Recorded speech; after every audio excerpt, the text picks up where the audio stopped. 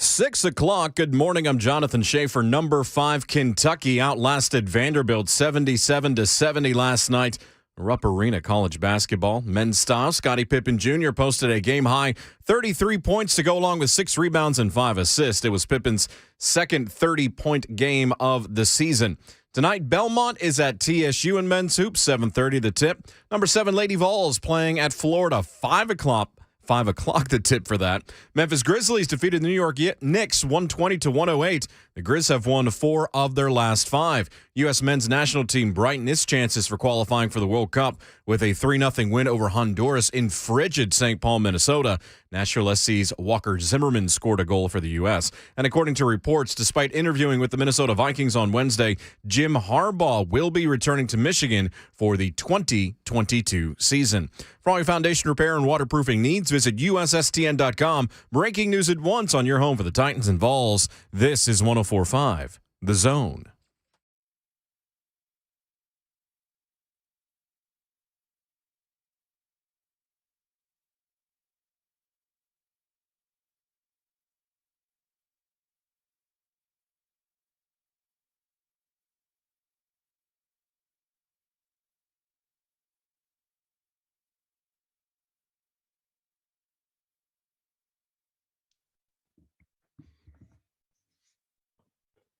What's happening? Welcome in JMart and Ramon 104.5 The Zone on this Thursday, which will be filled with rain just like Wednesday was.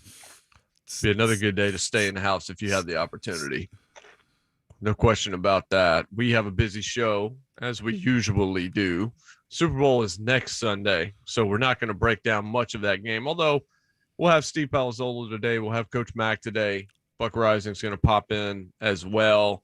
So, decent crop for you. 615-737-1045. 737-1045 is how you reach the program. It's 11-year NFL veteran, ball for life, Ramon Foster and Jonathan Schaefer. I'm Jason Martin at Ramon Foster, at Schaefer on Sports, at JMart Radio, at JMart and Ramon. So Jim Harbaugh interviewed with interviewed with Minnesota and then went back to Michigan. That's kind of interesting to me. That's what my source, Bernie Freddo at Fox Sports Radio, a friend, said point blank. 90% chance he goes back to Michigan. He spent a lot of time in that market, knows a lot of people at the university, never for a second thought he was going to leave, which is why I just wondered why he even bothered taking the interview. Yeah. But he was right. He sent me first text he sent me last night was just, he's staying at Michigan. It was before the story even broke. And I was just like, yeah, okay. All right. I don't know. I don't know exactly why he even kicked the tires with the Vikings then, especially with it being second National Signing Day yesterday. Just sort of odd. It was very odd, man. Truth be told, when he actually took it, the interview, I was just like, well, he doesn't seem like a guy that needs to take this to keep his name hot as far as the NFL is concerned. It was really weird, especially being on the second signing day, which they probably didn't have much activity anyway. It wasn't many teams that did, other than the kid that flipped from LSU. I don't even know if he flipped, but the infamous Brian Kelly little circle picture he did with the recruit. The kid went to Alabama instead. Yeah. Just got to chuck it up. But I didn't think Harbaugh was even on the scene to want to go do that. The fact that he was just in the college football playoffs, the fact that they do, I think, still have a top 10, top 5 recruiting class. So many things were pointing to the fact of why, Harbaugh? Why? Pay raise? I know he gave money back, but Michigan seemed like they're going to take care of him no matter what. What better are they going to get than Harbaugh other than the fact that he's flexing muscle to the fan base? Like, look, I'll leave if I want to. Well, no, weirdly is what he said after the fact. Like, he didn't get an offer from the Vikings before he left, but what he went and told Michigan. This is a quote that's he's either going to live to regret or it'll be true. He told the AD, and it's out there publicly. He told Ward Manuel, this will not be a recurring issue. I'll be at Michigan as long as you want me. Oof. So yeah, I guess we're not going to be interviewing anymore or anything else. When I told but if you read the piece, it says sources previously told ESPN Harbaugh was planning for his interview with Minnesota as if he were going to be hired and prepared his exit from Michigan by speaking with recruits about the possibility of his return to the NFL. Yeah, but so what? Nick Saban said, I will not be the next head coach of Alabama. Who cares? Yeah. Well, that's the flip side, though. Telling your Yeah. recruits, Yeah. I might be headed back to the NFL and preparing along those lines. It just seems like you could have potentially damaged yourself a little bit in terms of the team that you have currently at Michigan. I feel like now I don't want to be a conspiracy theorist around this or just speculate too much about it as far as, why would he do it? Like why? And then to confirm that he wants to stay as long as you want him to, like, why would he do it? Other than the fact that in the world of NIL, maybe in the world of recruiting, in the world of boosters having their hand and everything about, major universities, big Power Fives. We always hear about Alabama being able to have big-time boosters, or Tennessee have booster power, or Texas, or Oklahoma. Michigan has big-time booster power. As far as him wanting to get an athlete or have more NIL influence from the fan base to say, y'all need to appreciate me because I'll leave if I can't, do deals with this, and this kid. With all of that being involved, like I said, I'm probably going far left or far right as far as my assumption of what this play was for him, because it seemed unnecessary for him to, take that interview job. And I know everybody's either, ascending or descending, or you just at a real good spot to where you're king of the hill. And truth be told, I feel like Harbaugh is king of the hill in Ann Arbor. It just didn't, when it came up, I was just like, yeah, that doesn't seem like he's going to take that job. And honestly, I really didn't think Minnesota would hire him. Well, their new GM worked in San Francisco with Harbaugh for a long time. And so literally he got hired, last week? And immediately Harbaugh became a candidate kind of out of nowhere. And ESPN has reported that Adolfo Mensa, who's the new GM that knew Harbaugh and worked with him for a long time in San Francisco, says point blank he was number one. He was top choice for that job. That's how ESPN had reported it. So I don't know whether or not they just talked and realized, this isn't the right fit for me right now, or if there was something else going on here or what.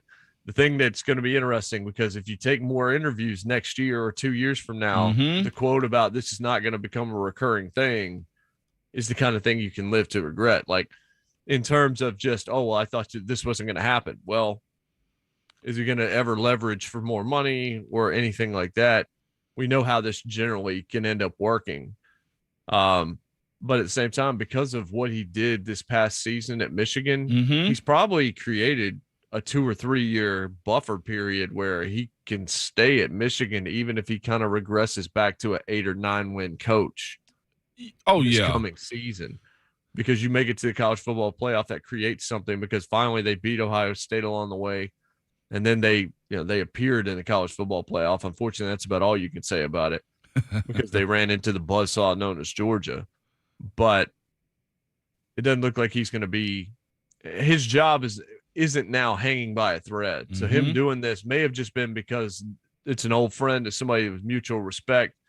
So let's talk. Let's just make sure that this isn't right for both parties. And I guess it wasn't, for at least for Harbaugh. Right.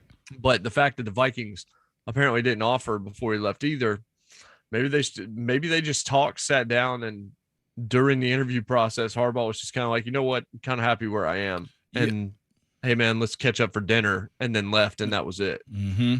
I can see that being the case too. And the thing about, that not being the right spot for him, as far as right now, I think this is the case too. Like, what does Harbaugh need to go to Minnesota too? Is he going to rock with Kirk Cousins? I doubt it. As far as quarterback, Minnesota has the 12th overall pick. Now that's in a position where they could still get a quality quarterback, where they want to get a young mobile quarterback to fit his system, because his system did work in San Francisco. Let's not act like it didn't, as far as, having the right pieces around them. And also they don't have a 4th round pick. They got a 2nd, 3rd, a 5th, and like 3 6s and a 7th. So the ability to build this year, I don't know if it's going to be necessarily there. He does have a running back. O-line is solid enough, not one of the best in the league. And the defense is still, pretty good too. to me, it just didn't seem like a good fit. And like you said, maybe not right now. I was actually listening to Mad Men on the way in, and one of the speculations was with them that the Miami Dolphins owner is a Michigan guy. Mm-hmm. You know, the idea that maybe, you know, that Michigan job will be waiting on him whenever he wants it. At a point, but you mean the Miami job? Miami Dolphins, yeah. But Stephen Ross also has come out and said he does not want to pick or poach Harbaugh from Michigan because he loves Michigan so much. And, you know, as far as that goes. So it's a matter of fit. It's a matter of timing, honestly, with him. It would just suck. I'll be real with you. Being a recruit, seeing my coach already flirting with the NFL, if I'm that type of guy, meaning the kid know that I have another school that will wait on me, I keep that door open at all times. If you leave me, Harbaugh, I'm probably going to go to a different university too. And that's where the discrepancies right there between coaches leaving and players leaving in the portal. I'm just like, okay, fair game. Have at it.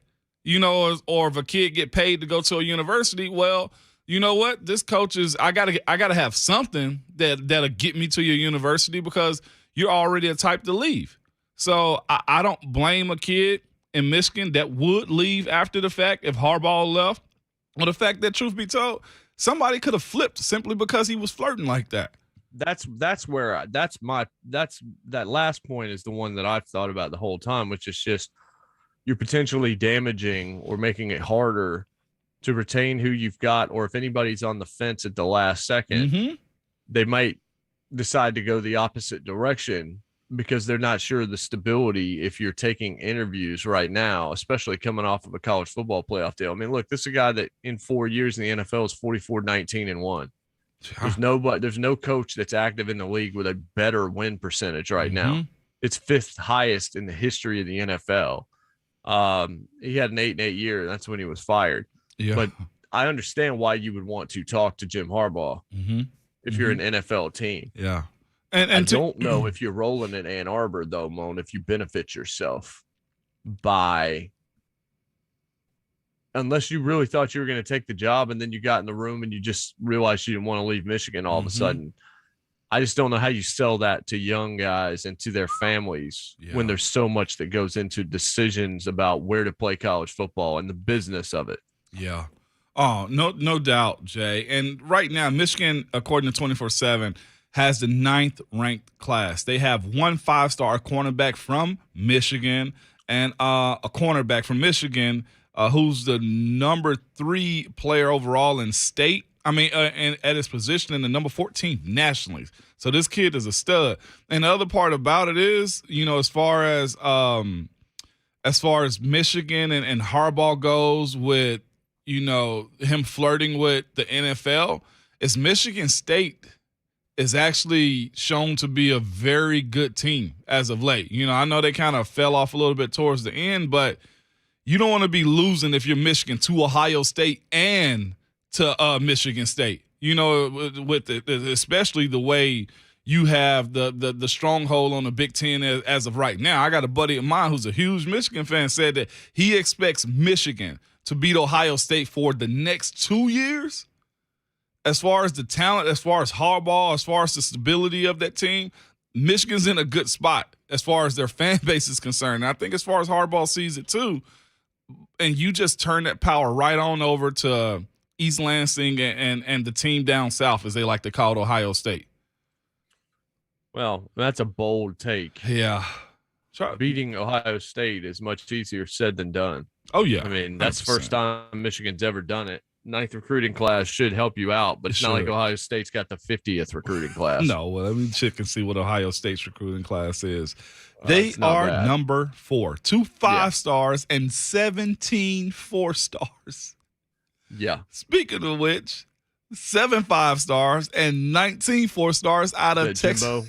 Yeah, Jimbo was a little salty yesterday. We'll talk some about that when we come back. Also, Taylor Lewan yesterday with 3HL. We got a couple of things from that we want to talk about and play for you. John Robinson with Buck Reising, we'll play some of that as well. Just some interesting Titans tidbits. I don't know if they're more than talking points right now, because obviously all this stuff, the rubber's going to meet the road when decisions get made, but definitely some some interesting things that were said yesterday on our airwaves. So we're going to talk about some of that. Steve Palazzolo next hour. If you want to jump into our discussion, telephone number 615-737-1045. We're off and running on this Thursday. It's JMart and Ramon here on 1045 The Zone.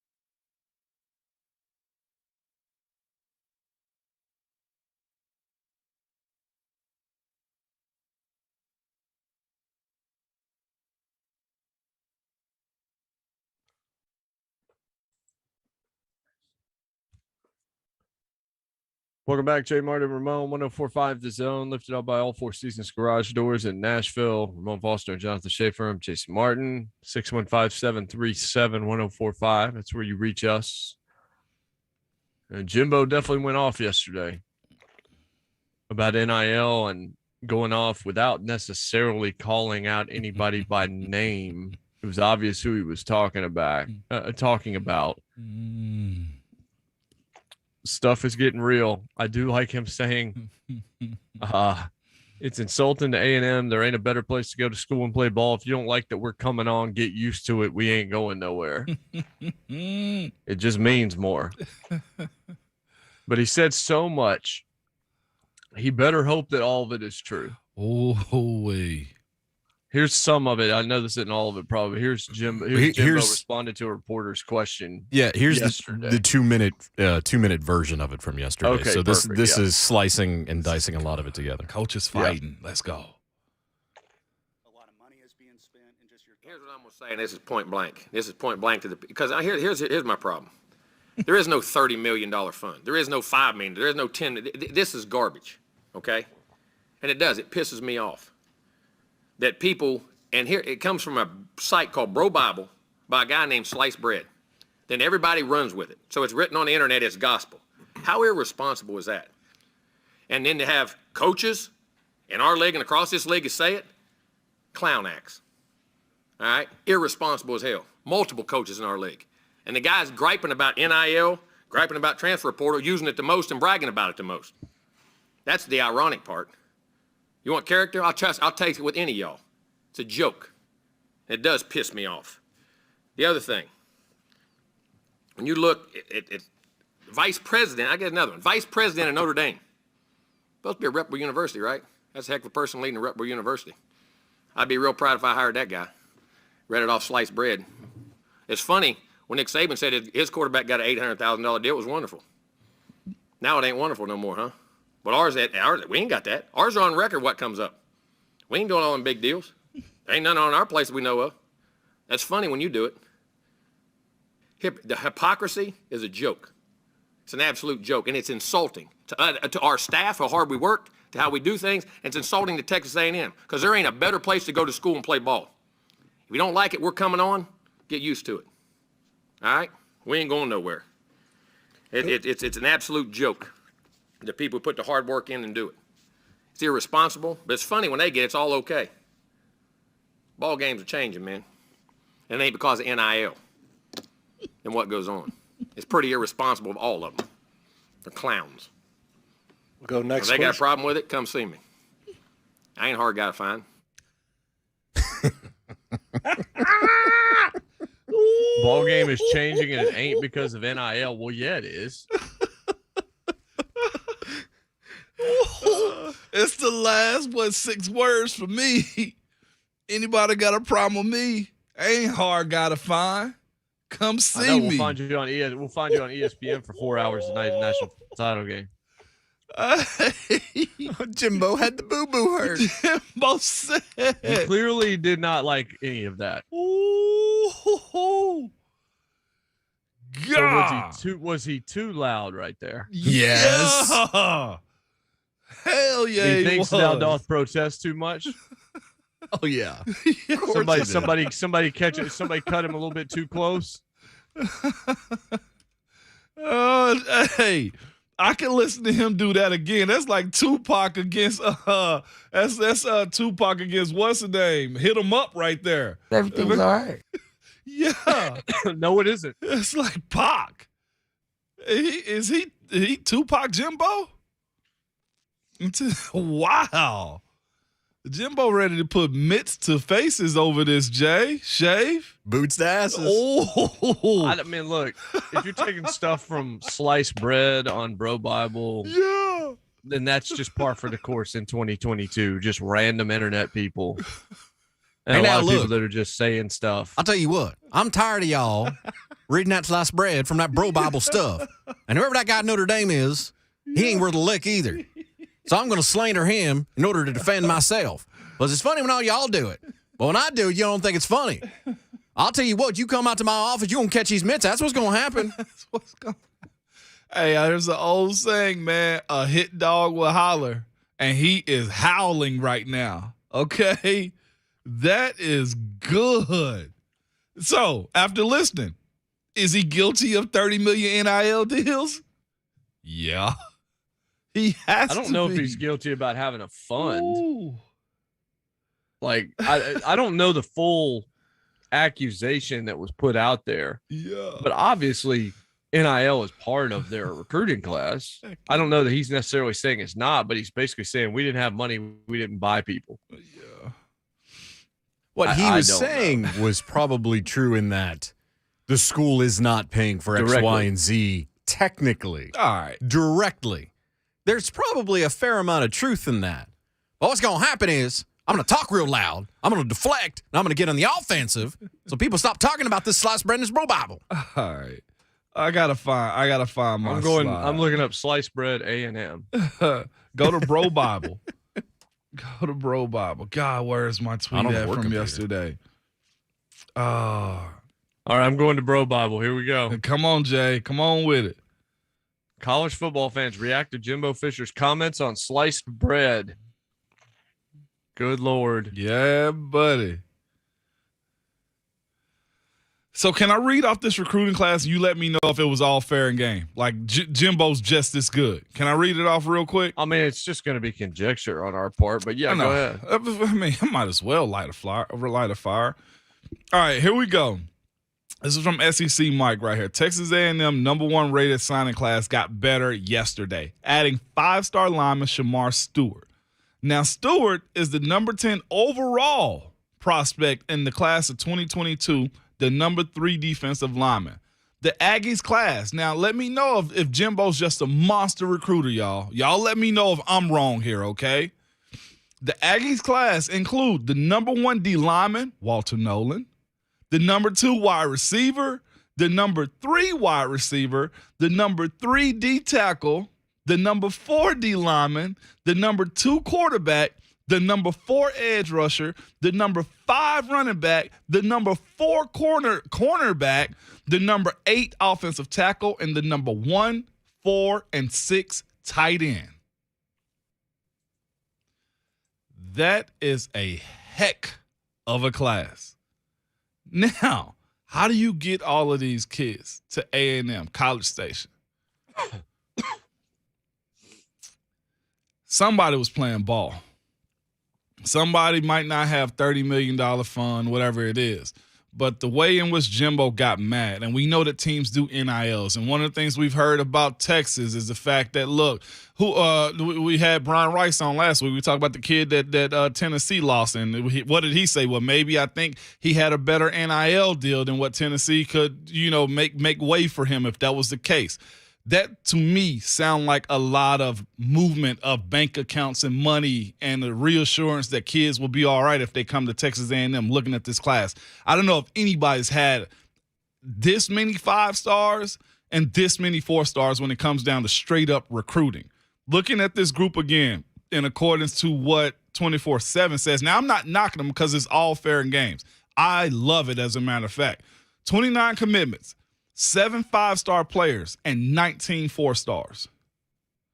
Mind you, A&M hadn't won a national championship like Alabama, who's number 2 on this list with 25 commits with 4 5-stars and 18 4-stars. I expect them to have that many 4-stars and probably hovering around 2 to 4 5-stars when it comes down to Alabama. The national champion, Georgia, 29 commits, 5 5-stars, and 15 4-stars. Now, I'm not dismissing the 3 stars and everybody else, but when we're talking about cream of the crop and where NFL scouts and just NFL teams follow the top 300, these teams, A&M, Alabama, Georgia, and I throw Ohio State in there too, they got to track to the most top 300 NFL caliber players coming out of high school. And they track these kids the same way the McDonald's All-American teams does. So when it comes down to saying who can win games, who has a better opportunity, when they say it just means more in the SEC, guess what? This is what you got to do to go win. And truth be told, the boosters, the supporters of teams, heck, a lot of people donate to these universities, not just A&M or Alabama. Tennessee gets a lot. Georgia gets a lot. South Carolina gets a lot of support. But it's a matter of what are you willing to do to win. And then, of course, A&M is on the west side of this thing as far as the SEC goes, and they got to compete against a team like Alabama. You got to do something, and right now you can do it above board. As mad as Jimbo is, good, be mad. It's okay. The kids benefit, and you better produce at the end of the day also. Yeah, again, like that's the bigger thing to me. It's just with that recruiting class comes great responsibility, Peter Parker. Yeah. And if you roll in and get beat by Saban and get beat by Kirby Smart and don't win a national championship within the next 3 years, because generally what you hear now is you got to have 3 to 4 of these classes in a row to build yourself to where you can be a national title contender. I'm sorry to put that on those of you who think that Tennessee's about to go win a national title, but there's a lot of legwork that has to be done, which is why I wouldn't want any part of college football. But I have found the post from Sliced Bread. He said, to answer the OP's question, the number I've heard is between 25 mil and 30 million. That was as of first signing day. We're nowhere near prepared to dish out that kind of money. And by we're, I believe this was done on an Oklahoma message board for 24/7, and this is Sooners fans. And I think Sliced Bread might be a Sooner fan. Not positive, but I believe so. It says A&M's donors were extremely coordinated. The coaching staff would identify players they wanted, relay those to the point donor, and then that individual would work with various other donors to build an LLC that would sponsor the targeted player. And if you're hoping they'll just jump in the portal after year one, they're a step ahead there also. They structured each player's deal as a multi-year contract. If you leave A&M, you leave all of the money behind. Now, I don't know whether or not that's true or not, but that's the post that ignited everything. Now, the thing is, we can see what truth it is around that assumption, that allegation against them in a couple of years if Texas A&M is able to retain all of these players. Is that not some truth? If we see that Texas A&M doesn't have many players in there in the transfer portal, that kind of confirms it a little bit, or is Texas A&M just a lovely place to go to, Jay, if you're not playing football as a 5-star? Clown. I mean, it is a great school. I mean, I'm just saying in general, but a kid who's a 5-star that's expecting to play doesn't. Well, the easiest thing to do is to get in the portal and go to another team. Now, if these guys don't go into the portal and go to another team, I think that says they're under contract. It's just me. And, of course, I love to see this because these kids deserve it. I'll just be completely honest with you. They do. That's my feeling on it, and I laugh hysterically at Jimbo trying to defend it. And like you say, he tried to drag somebody else down with him because he was like, it was all fine when Nick was saying it. Well, guess what he decided to do after Nick Saban said it? He wanted to play ball too, and he is actually playing ball. And to your point, Jay, he needs to win. He needs to win because of this. Because the thing about it, he won't have a purse this big the next time around when he's trying to say, hey, look, we need these many guys from his boosters. Because that's the thing about it. Return on investment is a real thing. And I know these Texas oil tycoons got a lot of money as far as, just their business. They're just able to have play money with it, and it can be a tax write-off because it's a donation to the school. But I want to see my team win if I'm giving that much money to this school as far as getting players, amateurs, not amateurs anymore. No. So, again, the way that it lays out is according to Sliced Bread, whatever that is, and then reiterated by others, is coach identifies a recruit to target. That coach tells what's called a point donor. The point donor gathers other donors. Those donors create an LLC. The LLC, in turn, for a commitment from the player, sponsors that recruit. The recruit arrives on campus, gets some money from the LLC, and then promotes the LLC and whatever the cause is, whether it's a charity or a business. And then the money vaporizes if that player enters the transfer portal. All the money gets left behind. I have no idea if it's accurate. As loud as Jimbo was about it yesterday made me think it probably is closer to accurate than not accurate. 100%. 100%. it's going to be interesting to see what he looked like. Like the kids that he got this year as far as recruiting cycle, Jimbo at A&M, they seem to be like starting now type of guys, or at least impact guys off top. A&M should compete this year, just completely. I think, is this the best class ever as far as the rating goes? Has to be. Yeah, I believe it is. And the all-time highest recruit ever in A&M history, it was Myles Garrett. Now it's Walter Nolan from right here in Tennessee. But I don't think Tennessee really had a chance whatsoever to get him. And the sliced bread guy, according to Bro Bible, and its fleet of reporters, is someone with intense knowledge of recruiting in that region of the country. Yeah. So he's not just some random guy. No. I don't know. I think that's the reason Jimbo got so, kind of ticked off about it, is the fact that they were kind of outed a little bit behind this. Again, like he going to say what he wants to about the sliced bread guy and Bro Bible, but we thought the same thing about TMZ until TMZ became a news breaking outlet. Like, they're on top of a lot of stuff, and where there's smoke, there's fire. So this is the world that they're in until the NCAA decides to regulate it and find a way to make it an even playing field, which is what Lane Kiffin was asking for a little bit. He's just going to be the portal king. The top 5 recruiting classes of all time: 2018, Georgia was number 5. 2017, Alabama, number 4. 2010, Florida, number 3, where they only finished as a ranked team once. Alabama's last year, 2021, is number 2, and A&M's class this year is the number 1 recruiting class, according to star ratings of all time. Of all times. Mm-hmm. Wow. And the reason I bring up so much about, kids jumping in the portal, I'm looking at some of these dudes that's the all-time commits for A&M. Matter of fact, I might do that after the break. I won't even do A&M because it's a lot of names we're not really familiar with. I'll just do Tennessee's all-time commit list. And we'll see what's the actual hit rate on teams being able to close out on these deals. Because the thing about them paying for these kids, they'll pay for these kids to come there, give them contracts. I don't want to say pay for these kids, but they'll give them contracts to come there. And a lot of the time, they just won't pan out. So if you want me to, Jay, it'll be a short segment at the end. We can go through some of these guys, whether they were huge impacts or whether they went to the league and had monstrous careers as far as top overall recruits. Sounds like a plan to me. So we'll do that when we come back. It's JMart and Ramon, lifted up by all 4 seasons garage doors right here in Nashville on 104.5 The Zone.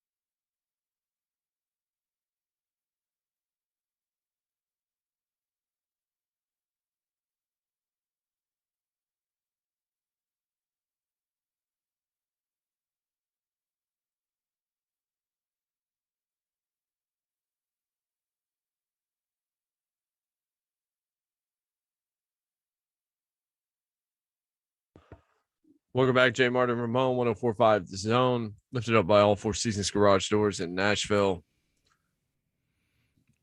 All right, so the Florida State thing certainly, or not the Florida State, it was a 1 point Florida State for Jimbo Fisher, but now at Texas A&M. Saban said, when we start using name, image, and likeness for a kid to come to our school, that's where I draw the line, because that's not why we did this. I hear these crazy people on TV who say you're now doing it above board. We never did it. We never did it. We never cheated to get a player. We never paid players to come to our school. Now that's actually happening. People are making deals with high school players to go to their schools. It's not about coaching and developing as much as it's what kind of money can you make. Mm-hmm. And then he went into transfer portal discouraging players from actually handling adversity and seeing things through, which is something we have talked about a good bit. So there's a lot here, obviously, but what did you find, Moan, about the list of A&M players? Oh, no, I said I was going to do, I was correlating to the fact that, look, they're paying for all these 4 and 5 stars, high prospect guys, because it's truth be told, the 3 stars or low 4s probably aren't getting those type of deals as far as, Jimbo is concerned. So I decided to look at Tennessee's highest rank or all-time commits according to 24/7. And the number one on the list, highest commit the University of Tennessee ever had, was Bryce Brown. And I'm not even sure if he ever played a snap at UT. Bryce transferred out, ended up doing a few years in the NFL. I think Buffalo Bills was his longest stay. Number 2 on that list, I think this would have paid off had he got a deal or something like that, was Eric Berry. Mm-hmm. Need not to say anything else about it. Number 3 on that list, Khalil McKenzie. Ended up having to switch positions. I think he's currently in the NFL. Solid career, no All-American at Tennessee. Gerald Riggs, another. I think All-American at Tennessee is number 4 on that list. Michael Munoz, number 5 on that list. Also another All-American on that list. Jabari Davis, not a full-time starter at Tennessee, still doing good things in Knoxville. This guy right here, Demetrius Morley, not a full-time starter the whole time at Tennessee, ended up transferring out.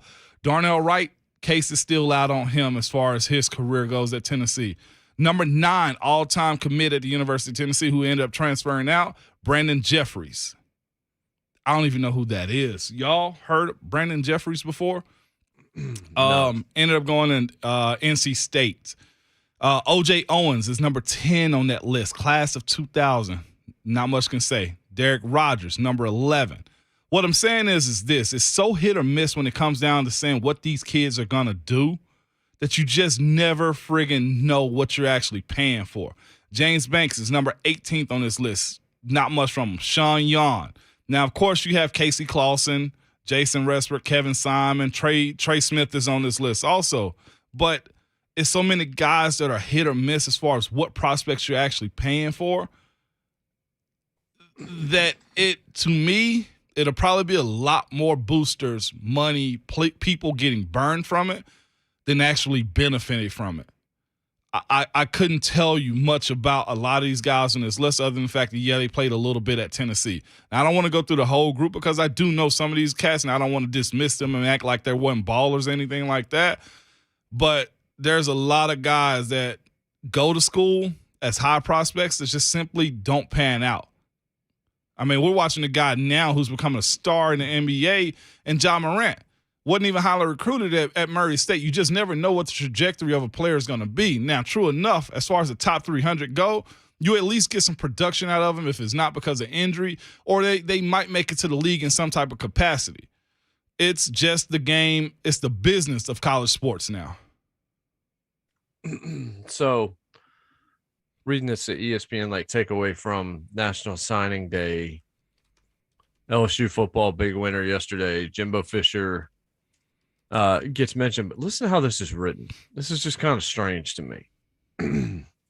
Fisher called the coaches and Kiffin clown acts, said the hypocrisy is ridiculous, and moved into a quasi-threat, saying he knows how other coaches recruit, and they don't want to go down that avenue with him.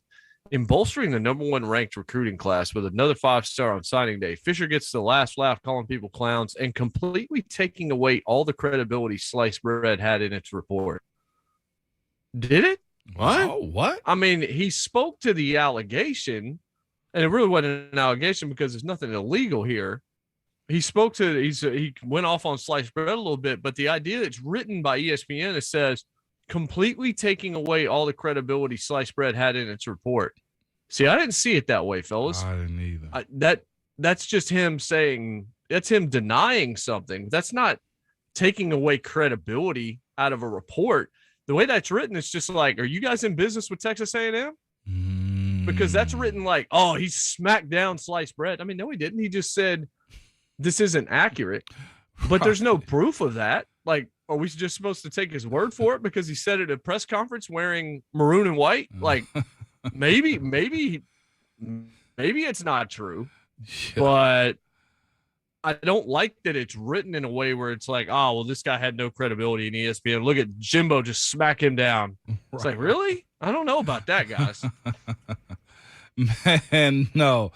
The more the money get involved, the more you see the relationships, the more you see the connecting of the dots, the more you see of the exposing, if you want to call it that, of what we've already known.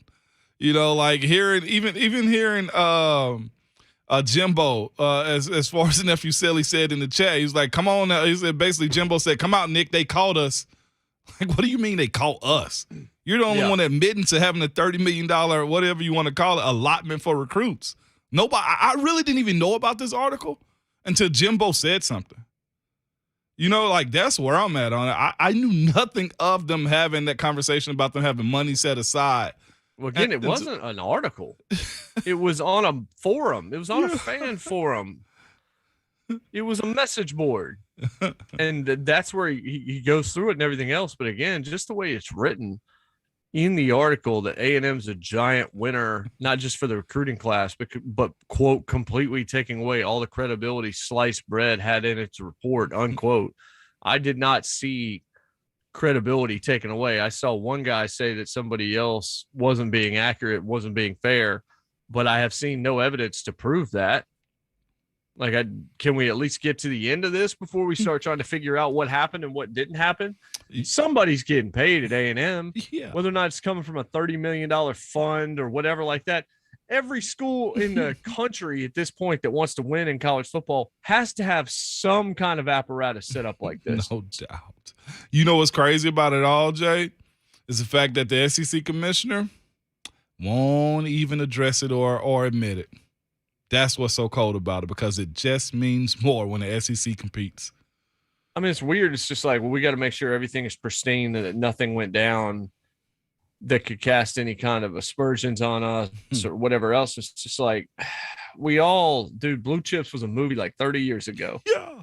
Like, we know people were getting paid under the table pretty much probably at every major university. Somebody has at least done something below board. Like because that's the price of competing on the highest level in college sports. We want to think it's one thing, but we're not dumb. No. We're not stupid, man. Like, this is not, we know things happen. Yeah. We understand that. We don't know the depth of them. We don't know if everything that Sliced Bread said or anything he said is true, but I don't think it was a smackdown from Jimbo Fisher simply because he said that what was said wasn't true. Right. 615-737-1045 is the telephone number. Steve Palazzolo of Pro Football Focus will hop on with us in about 25 minutes from right now. Headlines are next. JMart and Ramon, 1045 The Zone.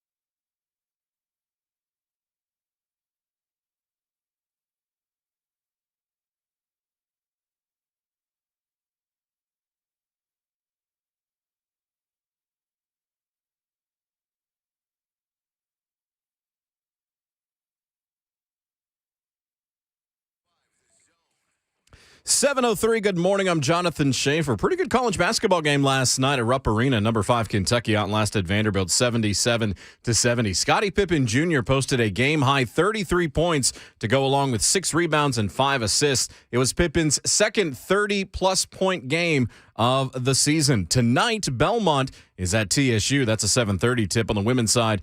Number 7, Lady Vols play at Florida, a 5 o'clock tip for that one. Memphis Grizzlies defeated the New York Knicks 120-108. The Grizz have won 4 of their last 5. To soccer, the U.S. men's national team brightened its chances for qualifying for the World Cup with a 3-0 win over Honduras in frigid St. Paul, Minnesota. Yes, because soccer in Minnesota in February is a bright idea. Nashville SC's Walker Zimmerman scored a goal for the U.S. According to reports, despite interviewing with the Minnesota Vikings on Wednesday, Jim Harbaugh is set to return to Michigan for the 2022 season. For all your foundation repair and waterproofing needs, visit USSTN.com. Breaking news at once on your home for the Titans and Vols. This is 104.5 The Zone.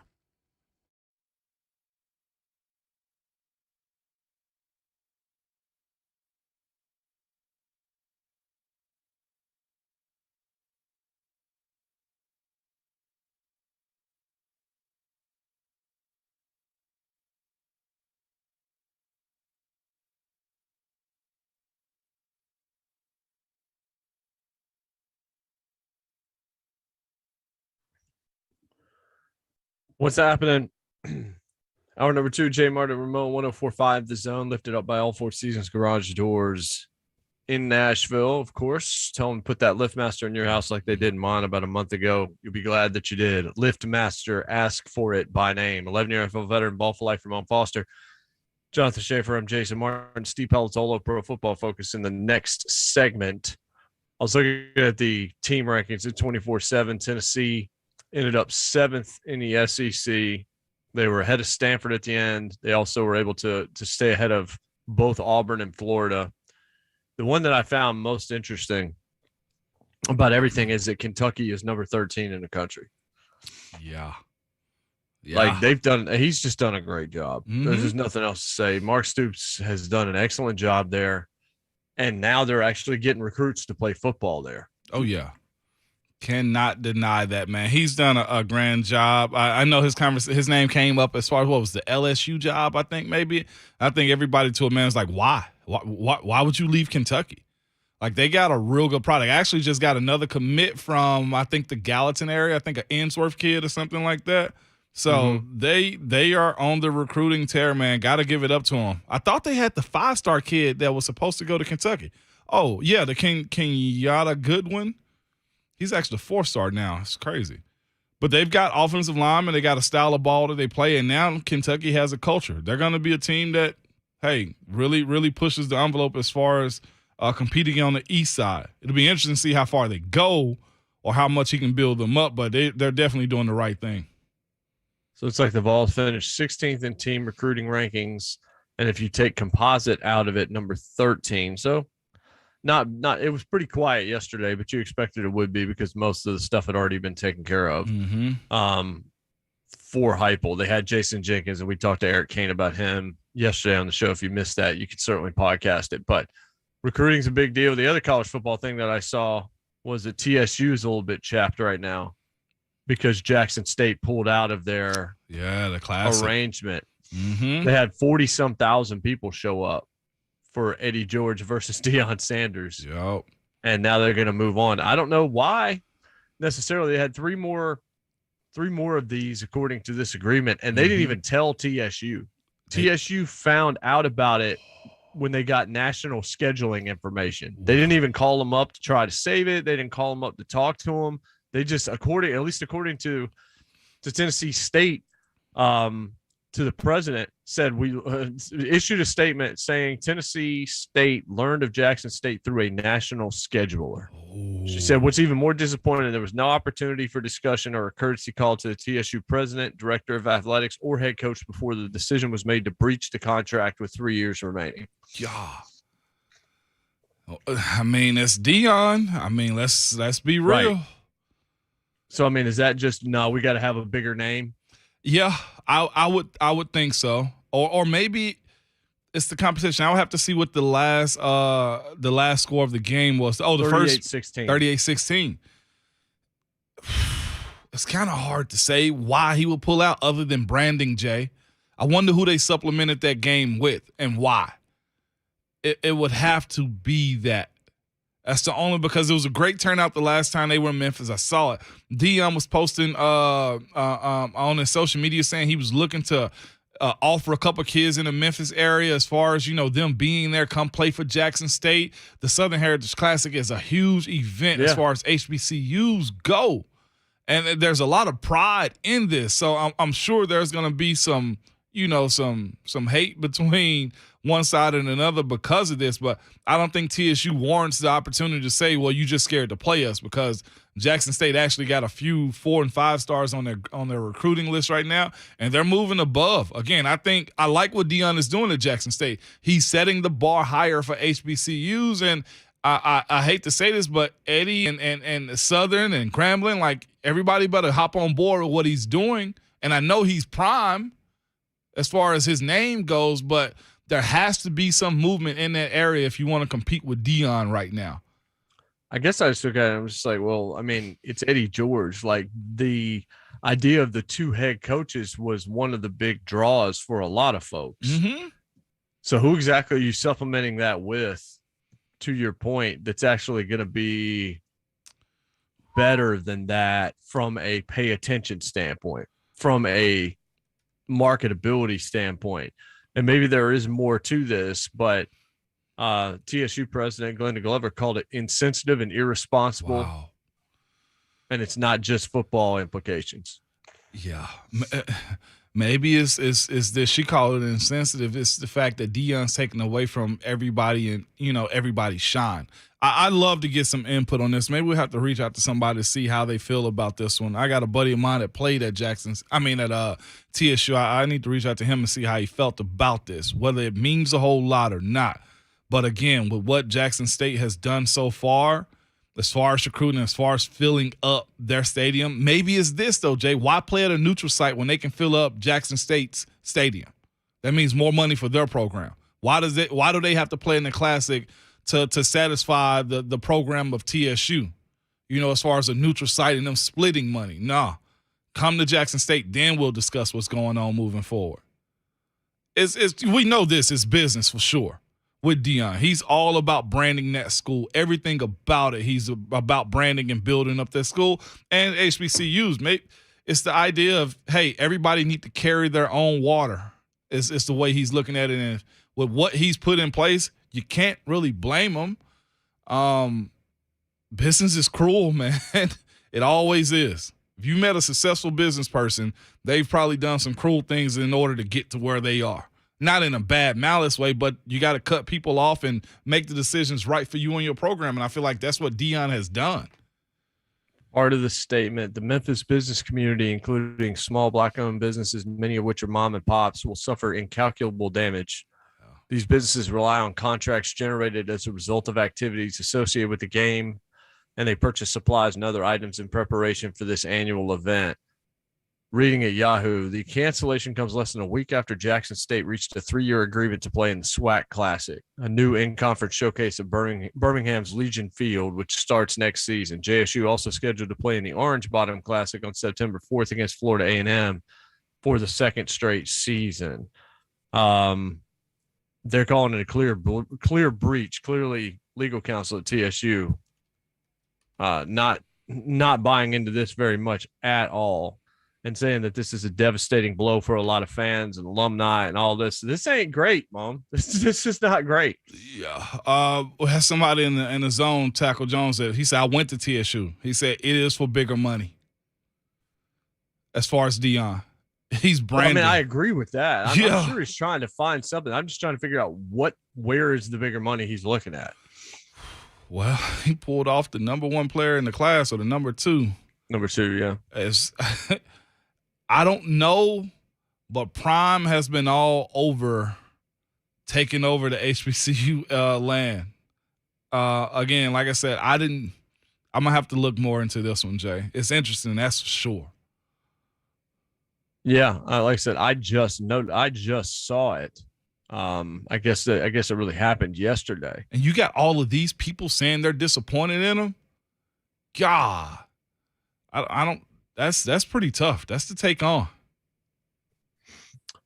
The founder of the event, the Southern Heritage Classic, as far as right now, they said they want to terminate the agreement. That's all we have right now. There'll be a response back from us to the lawyer later today. A Jackson television station posted a letter terminating the agreement to Twitter yesterday, sent from JSU General Counsel, addressed to Jones, again, the founder of the organization, and the founder of the Southern Heritage Classic. So this could get ugly. And it was such a big turnout, Jay. Right. That's what I'm saying. They just had 46,000 people show up. Yeah. They've met 28 times since the Classic began in 1990. TSU 17 victories, Jackson State 11. Dion, he's got his eyes on something else. That's all I can say, and I don't know what it is, other than the fact that growth is a huge part of his role at Jackson State as a head coach. Man, I'll get more info on this one. I didn't really look deep into this one, other than the fact that I just thought to myself, it's just Prime being Prime. He's always done it big. I just want to know where. I'm just curious to know what is big that's out there. We'll see. Because this is one with a long-standing tradition. Money's going to move the needle, Jimbo Fisher.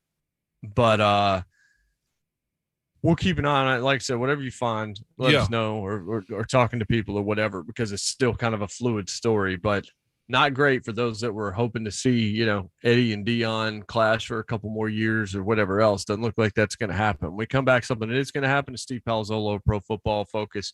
Talk to him about the now official Super Bowl matchup, as well as some of the coach hirings that have been made.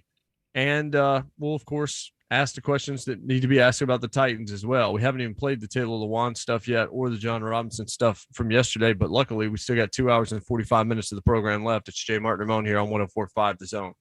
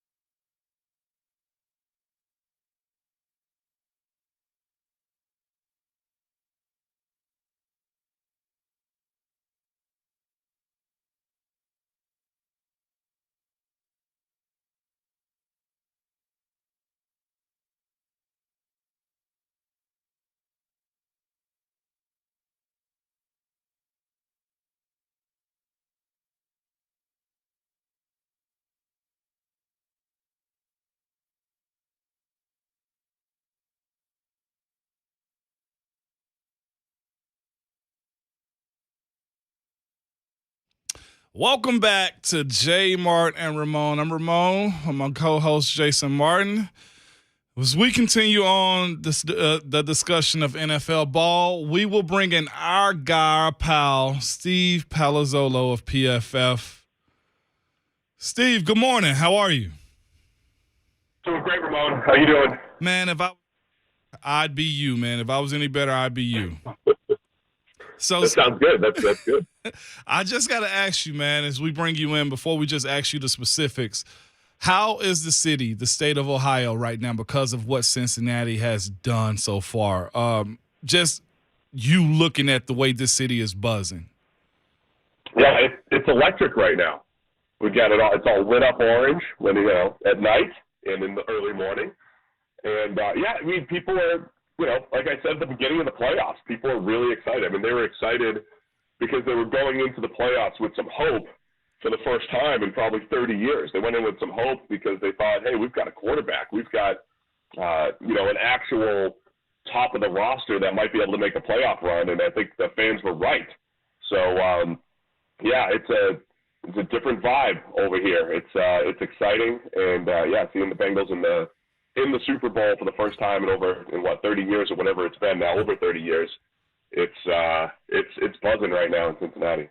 But Steve, you said, the city has hope. Well, like when did this hope happen? Because it's not like the last couple of years have been, oh man, they won 10 games and they won 12 games and man, they are, the AFC champion, AFC North champion. Like, no, all of this happened in 1 year. So when you say this team has hope, every fan base has that, right? Like, that's one thing I admire about the NFL season is the idea that, look, at the beginning of the season, most teams, most fan bases feel like they have a shot. This is our year.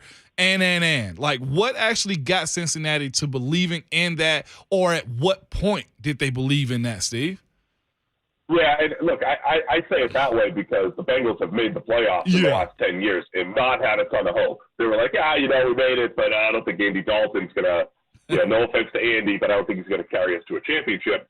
I really think things turned, it was slow. It was slow when the more they started to watch Joe Burrow play and what he's capable of. But I really think weeks 17 and 18, 16 and 17 actually of this year, they beat the Ravens and they beat the Chiefs the first time.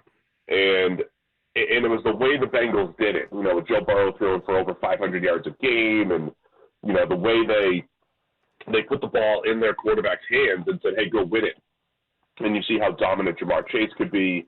I really think that was a big part of the turning point for the Bengals when they said, hey, we can go put up a ton of points with our quarterback, with our passing game.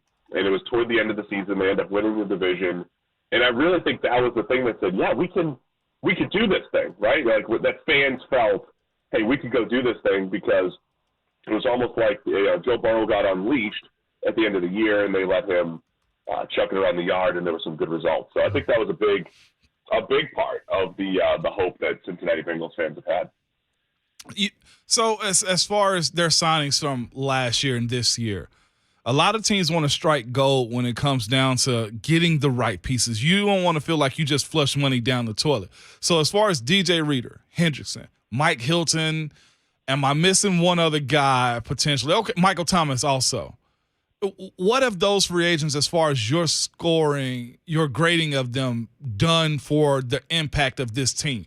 Because that's where you know what I'm saying? That's a huge part of actually making a run. Yeah, plus Chidobe Awuzie at corner. I mean, there's a lot of really good pieces this year. Mike Hilton has been fantastic. I loved him in Pittsburgh, what he did too, right? I mean, he's that uber slot that can blitz and play the run and cover and do it all. I think he's been fantastic. Awuzie has taken to the system at corner as a guy who had a pretty an average, which is good. A good career with Dallas, but has taken his game to the next level. Trey Henderson on the edge looked like, hey, he had a breakout 2020 season for the Saints as their number 3 rusher. Is he ready to take that step and be a number 1? And he looks like he's been that this year. I mean, he has been that as far as getting to the quarterback and creating pressure. So everything that they've touched, really. You mentioned Reader as a big, run stopper on the defensive interior. everything they've touched in the last year or two for the Bengals, for the most part, has been really efficient, has been really good. And all those defensive pieces that we mentioned are so huge because we spent all offseason talking about the Bengals offense, debating Penei Sewell versus Jamar Chase and how do you protect Joe Burrow and all this stuff. Meanwhile, the Bengals were overhauling their defense and adding some versatile talent that has been a huge part of this run. Steve, did Sunday's game expose recurring flaws in Patrick Mahomes' game, or was it more just what the Bengals did defensively in the second half confused him? Like, from the Kansas City standpoint, what exactly happened here after halftime to cause them not to be playing anymore this season? I don't know. I mean, I've talked to Chiefs fans who, they're like, is Pat throwing the game? So did somebody hold him up at halftime and, threaten his family or something? That honestly, it just didn't look right.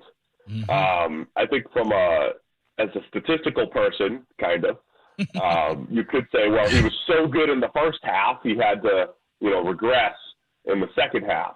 Or, the things that popped up during the season, which was real. Like, there was a real midseason slump where they scored 3 against the Titans, right? Where they couldn't move the ball against the Giants. They couldn't move the ball against the Packers, but still won. Those things were real. Did those things just foreshadow that eventually this Chiefs offense they've got some holes that they haven't been able to, that they have been able to overcome in the past, but they just haven't been able to overcome them this year? That certainly could have been a part of it, but it didn't make a ton of sense. Patrick Mahomes was not seeing the field. The credit the Bengals, they covered extremely well, but it's not like there weren't open receivers ever. There were plays where Mahomes just held onto the ball way too long and took sacks. And obviously, if they didn't recover that fumble at the end of regulation, that is one of the most disastrous plays in NFL history. If Joe Tooney didn't jump on that and they kick a game-tying field goal. So there was a lot at play there where Mahomes was just completely off, and the Chiefs just did not have any answers in the second half. I mean, were they shook at all, do you think, from the decision that didn't work out for them at the end of the first half? I mean, I think I saw Dan Orlovsky suggest they were chasing that play for the rest of the game. And from what I could see, it was just like the one thing that's always worried me about Mahomes, and it got him during that stretch that you referred to during the regular season, Steve, was that there are moments where he's just wanting to make this spectacular Harry Potter-like play instead of taking what the defense is giving him. And maybe you can lure him into that from time to time. And he was still looking for that deep cross down the field kind of play or side arming stuff. And that stuff just wasn't there. And as a result, the fundamental play broke down. Yeah, I mean, it's an easy narrative to say, everybody's shook at the end of the first half. I do think that second part, though, about Mahomes and his patience, that is the thing that teams did to him this year, right? I mean, that was the reason why the Chiefs went into a slump. It's not as simple as just, hey, play too high, keep the safeties way back, avoid the big plays. But generally, making Patrick Mahomes play a patient game where you don't have your top stars one-on-one all the time. You have help to cover Tyreek. You have help to cover Travis Kelce. You make other guys win, and you make Mahomes take it, 5 yards at a time. Absolutely, that's been the strategy to frustrate the Chiefs. The thing that, people thought that Tom Brady, there are people out there who think Tom Brady had it easy. Oh, he just dinked and dunked down the field and this and that, which first off wasn't true. But secondly, if he did have drives like that, it's because that's called playing quarterback, right? You take what the defense gives you. That's a good thing. Patrick Mahomes is finding maybe, he doesn't do that as well. Now, he did it well against the Bills the previous week, but you have to stay patient, and always just make good decision after good decision after good decision. So, yeah, I do think there are elements to Mahomes wants to lean on the highlight reel play a little bit too much and, get things out of sync a little bit too much. Have Steve Palazzolo of PFF with us this morning. And, Steve, you've talked all the civil stuff real quick. I want to go to the ratchet side. And there's one guy in particular I need you to tell me he's backed up his play.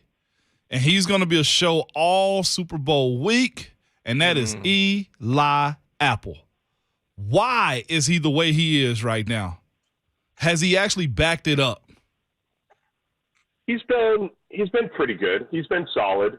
He did drop what could have been the game-ending interception, but he gave up 6 catches for 54 yards and a score the other day. But he's been solid. He's been what he's pretty much been for the rest of his career. He's doing a lot of talking online though. He is. Yeah. He's just burning bridges with every other fan base. You might as well just declare himself a Bengal for life. I don't think he can go anywhere else at this point.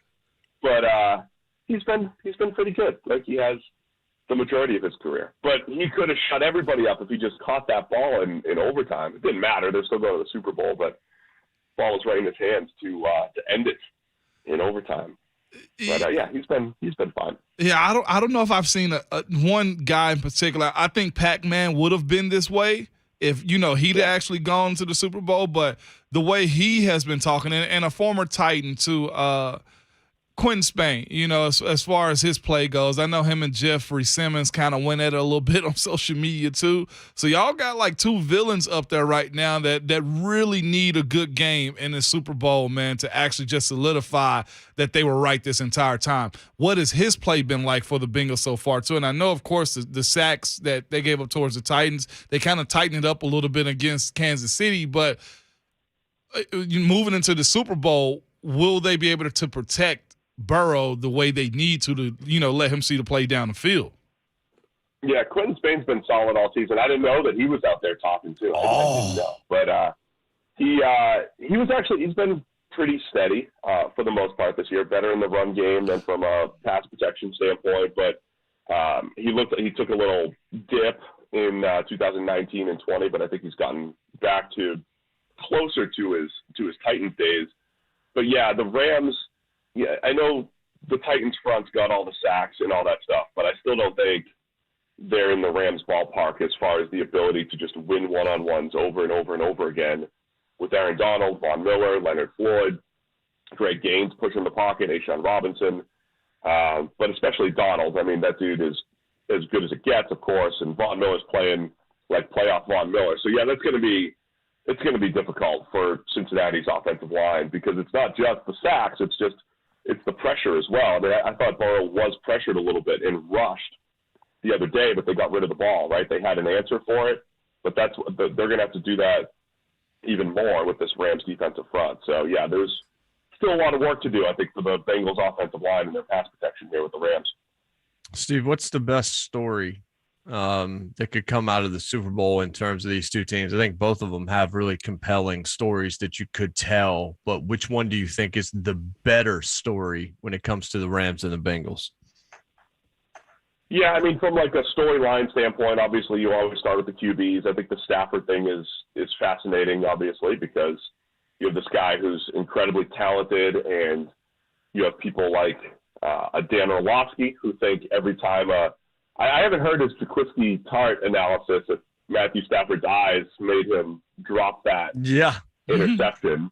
But you have people like Dan who think Stafford is like a top 3 quarterback. You have other people who think he's just this guy that could never elevate the Lions and could never win. I think that the truth is always is somewhere in the middle, right? He's uber talented and, also didn't have many playoff opportunities, and he's about to go make this potential Super Bowl run. I think the idea that Joe Burrow just has never lost a big game with everything he did at LSU, everything he did with the Bengals down the stretch and through the playoffs. And he didn't play a perfect game the other day, but he's just got that it factor that it doesn't matter. He's going to come back and pull it off for you. And then I think just from a team building standpoint, because I love talking, roster construction. I think fans love talking about that stuff. The way the Rams have done this, right? Yeah. The way they just said, forget the draft, forget those picks, as the meme says. We're going to go get, established NFL players. And with Von Miller and OBJ and Stafford and Jalen Ramsey, this star-heavy team, which has not really traditionally been the way to win in the NFL, and the Rams might be able to pull it off. I think from a team-building standpoint, that's a fascinating storyline if the Rams win. Steve, the business of the NFL is about to really start getting ramped up after the Super Bowl, and One thing right now, a few things going on. Got 2 Senior Bowl games going on with the Shriner and the Reese's Senior Bowl game, and also the Combine coming up. And there's a lot of questions got to happen, or a lot of questions that got to be answered before free agency start. One of the biggest ones is, where do the Titans fit as far as bringing back their offensive line, and what type of draft is this? Also, if you've been studying that far ahead to what can be accumulated through the draft, as far as being one of the hotter teams in the AFC again. Yeah, I've dug into the draft a little bit, not with the depth at the moment, but there's definitely some offensive line talent down in Mobile right now, working out the Senior Bowl. There's probably going to be there'll definitely be a few first round caliber tackles. Usually get your guards and centers in day 2.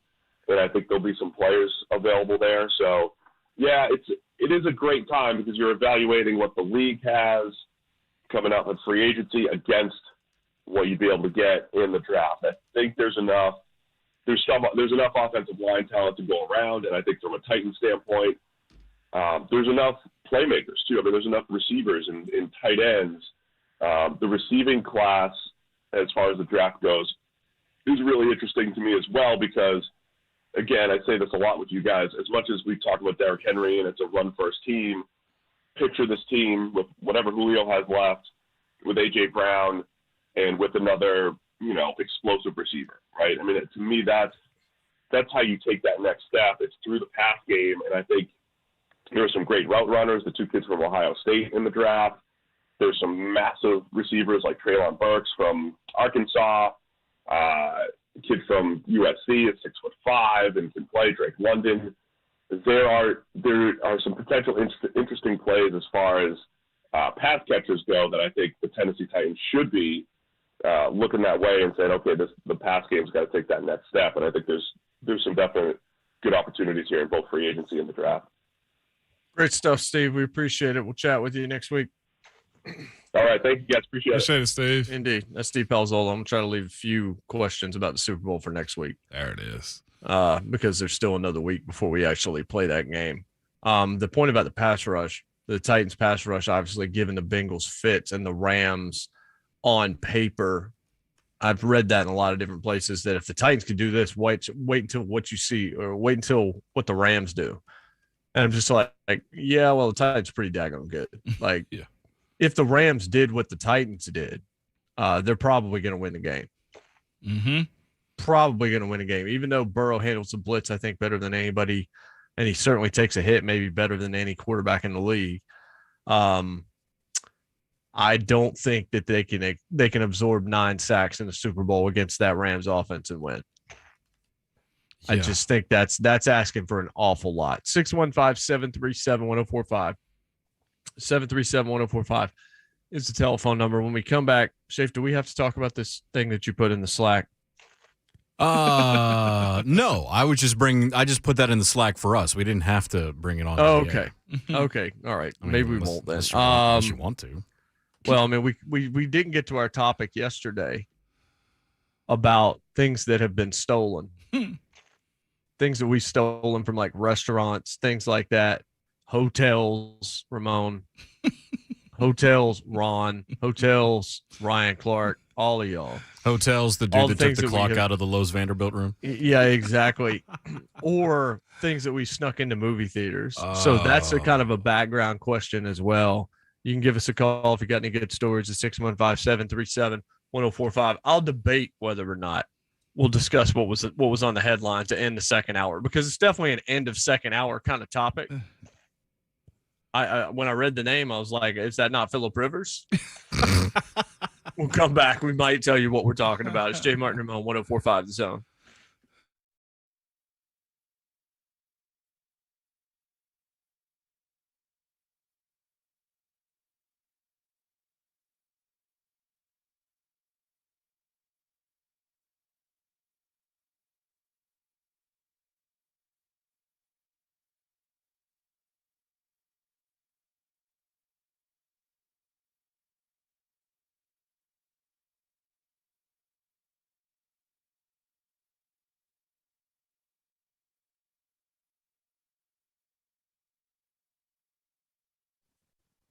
It's February 3rd.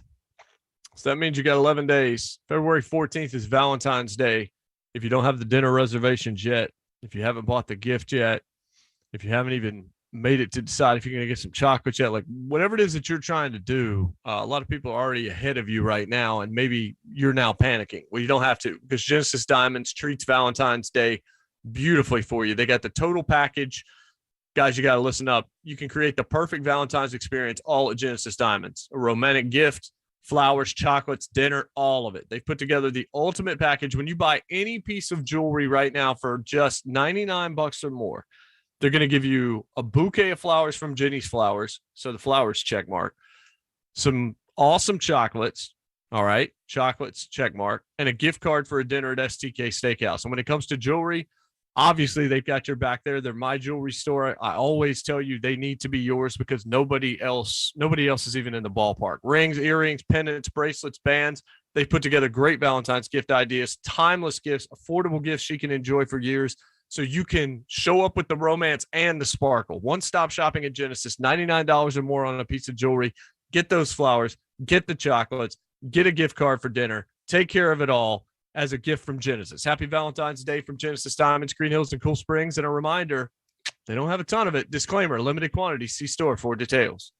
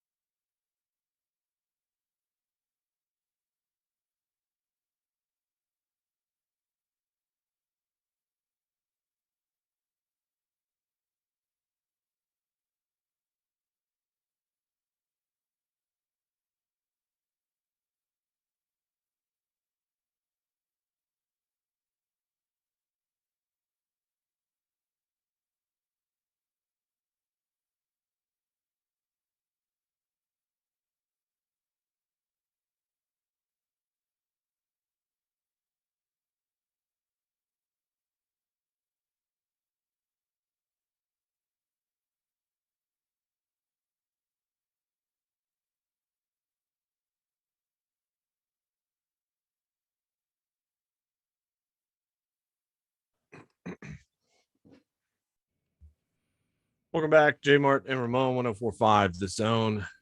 We're powered by All Four Seasons Garage Doors right here in Nashville. Ramon Foster, Johnson Schaefer, Jason Martin. Those are our names on Twitter. You can find us at JMart and Ramon. Steve Palazzolo, Pro Football Focus. Missed that conversation in the last segment. Podcast us wherever you get your podcasts. Always a good decision for you. Drop us that 5-star review. That's going to really help us out, help our growth, help our advertisers, all that good stuff. I was reading this piece at ESPN during the break that was put up an hour and a half ago, simulating NFL starting quarterback changes, projecting offseason trade offers, free agent deals, and draft picks for 2022. So it's all the NFL Nation reporters pretending to be GMs, and they're making offers to various teams or making decisions to stay with quarterbacks and all of this. So Aaron Rodgers gets a deal from the Broncos that's 2 first rounders, a second rounder, a third rounder, and either a wide receiver or tight end from Denver. And the Packers say no. Then Russell Wilson, the Panthers offer Darnold, Christian McCaffrey, a third and a fifth rounder, a first rounder in 2023, and a third rounder. The Browns offer Mayfield, Raiders offer Carr, and a bunch of picks in all these situations as well. Giants offer Daniel Jones, Eagles offer Hurts, 2 first rounders, all this kind of stuff. Seahawks say no. So all the NFL Nation reporters are like, nope. Jimmy Garoppolo gets an offer from the Panthers, then gets an offer from the Steelers, ends up going to Tampa Bay in this scenario. Derek Carr ends up in Washington. So all this is obviously just conjecture. I did find it interesting that Marcus Mariota ends up a Steeler. Oh, that is quite interesting, man.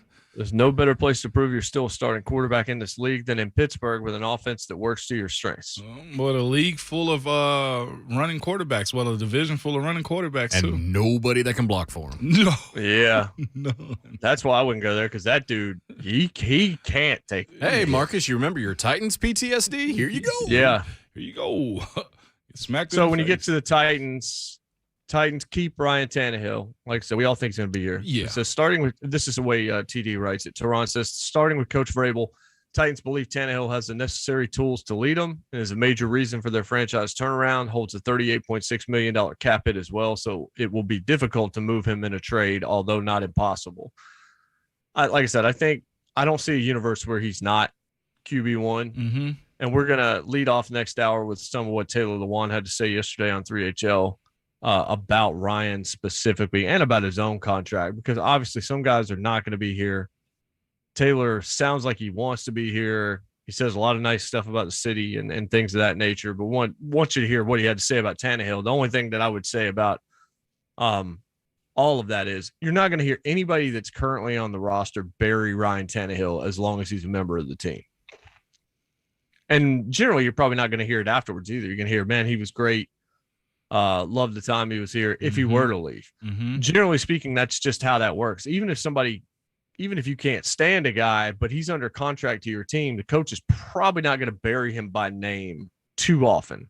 It happens once in a while, but the reason why we know about it and talk about it is because it's a rarity. Oh, yeah. It's not like a politically savvy move to make. Usually you have to parse what's not said or be like, oh, well, that didn't seem like it was too strong a defense of that's how it generally goes. Right. No doubt. No doubt.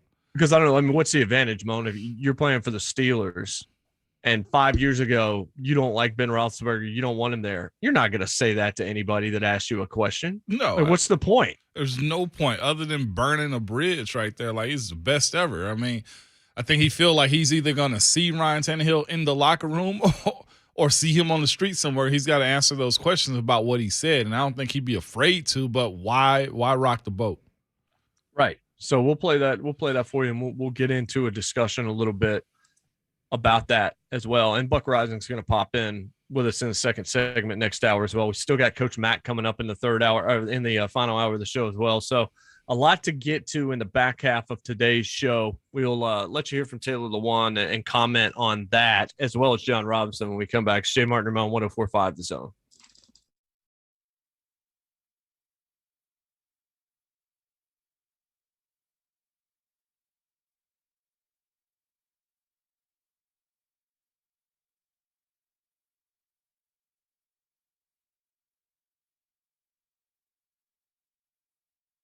Baker Burwell is the disability brokerage financial professionals can count on to deliver disability insurance education, products, and services.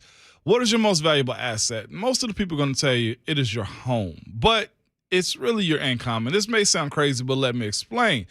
Say you make $150,000 a year and you're 35 years old. Even if you never get a pay raise, you'll make about $4.5 million in your working lifetime. And I'm guessing your house is a little bit less than $4.5 million, even here in Nashville. Exactly. So as a former pro athlete with me, it wasn't a thought about ensuring my income or my career, but I'm sure the same applies to you as well. Have you considered what would happen if you couldn't continue your career due to health or injury? I'm here to tell you for 2 or 3% of your income, you can insure it up to 60% tax-free. Don't let your next paycheck be your last paycheck because bad things happen to good people. And Baker Burwell is the best resource for financial advisors and insurance agents when providing solutions and income protection. They are a trusted friend working with your trusted advisor to make sure that you are properly insured. They are local and want to see their community be protected. So give them a call at 615-309-5958 or visit the website at bakerburwell.com.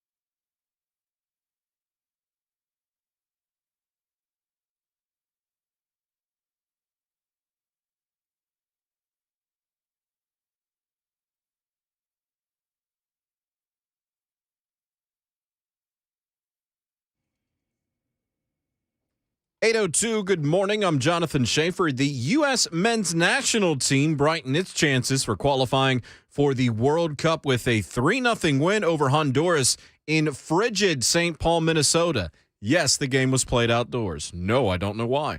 Nashville SC's Walker Zimmerman scored a goal for the U.S.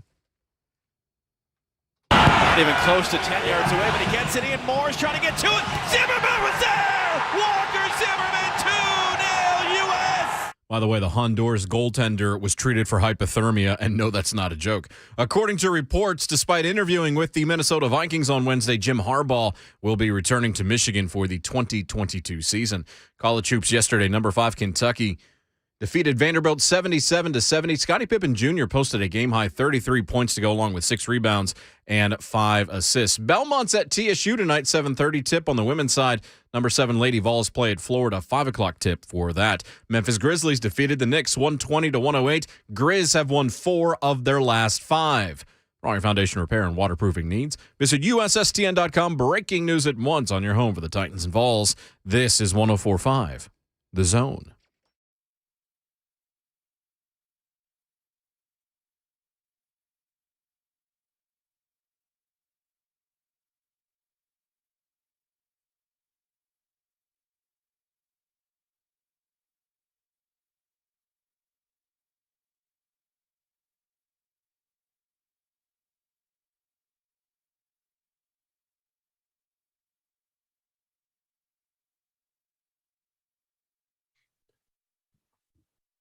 What's happening? Hour number 3, JMart and Ramon, 104.5 The Zone. Glad to be with you this morning. 11-year NFL veteran involved for life, Ramon Foster and Jonathan Schaefer back in studio. I'm here for at least one more day in the very modest confines of my home.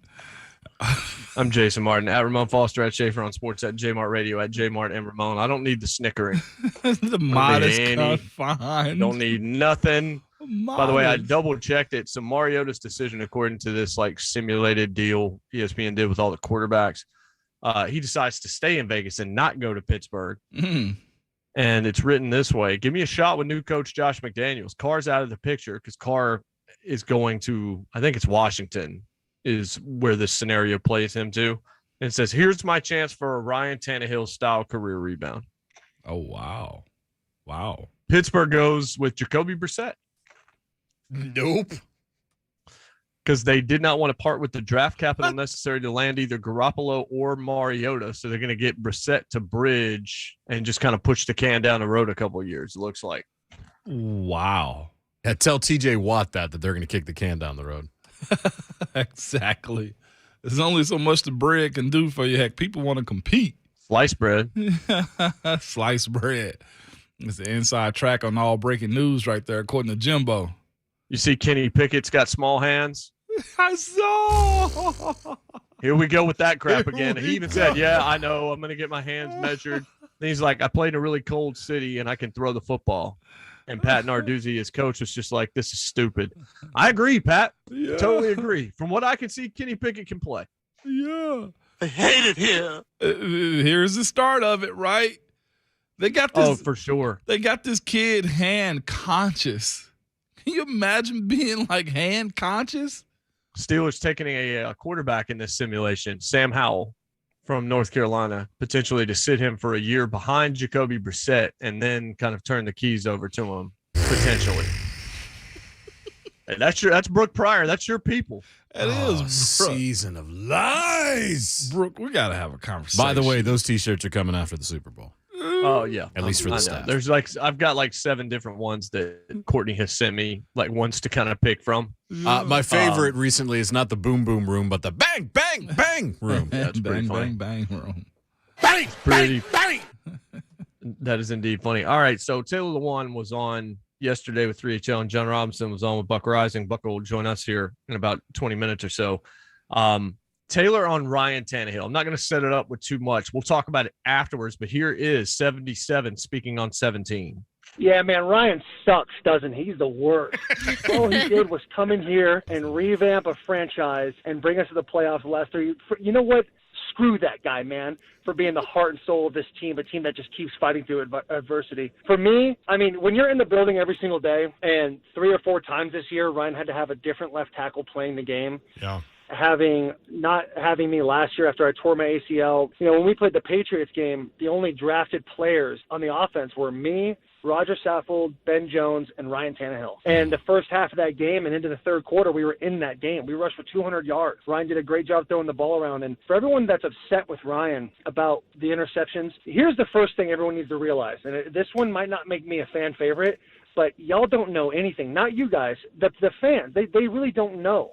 And it could have been a wide receiver running the wrong route. It could have been guy in his face from protection. It's the reason why it's the greatest team sport ever is because it just can't be one guy that makes it work for everybody else. You can't have a LeBron James in his prime come in and just help the Cavaliers go to the playoffs and make it. You can't do that. And Ryan has been a guy that has made those gutsy throws time and time again, and he was celebrated for it.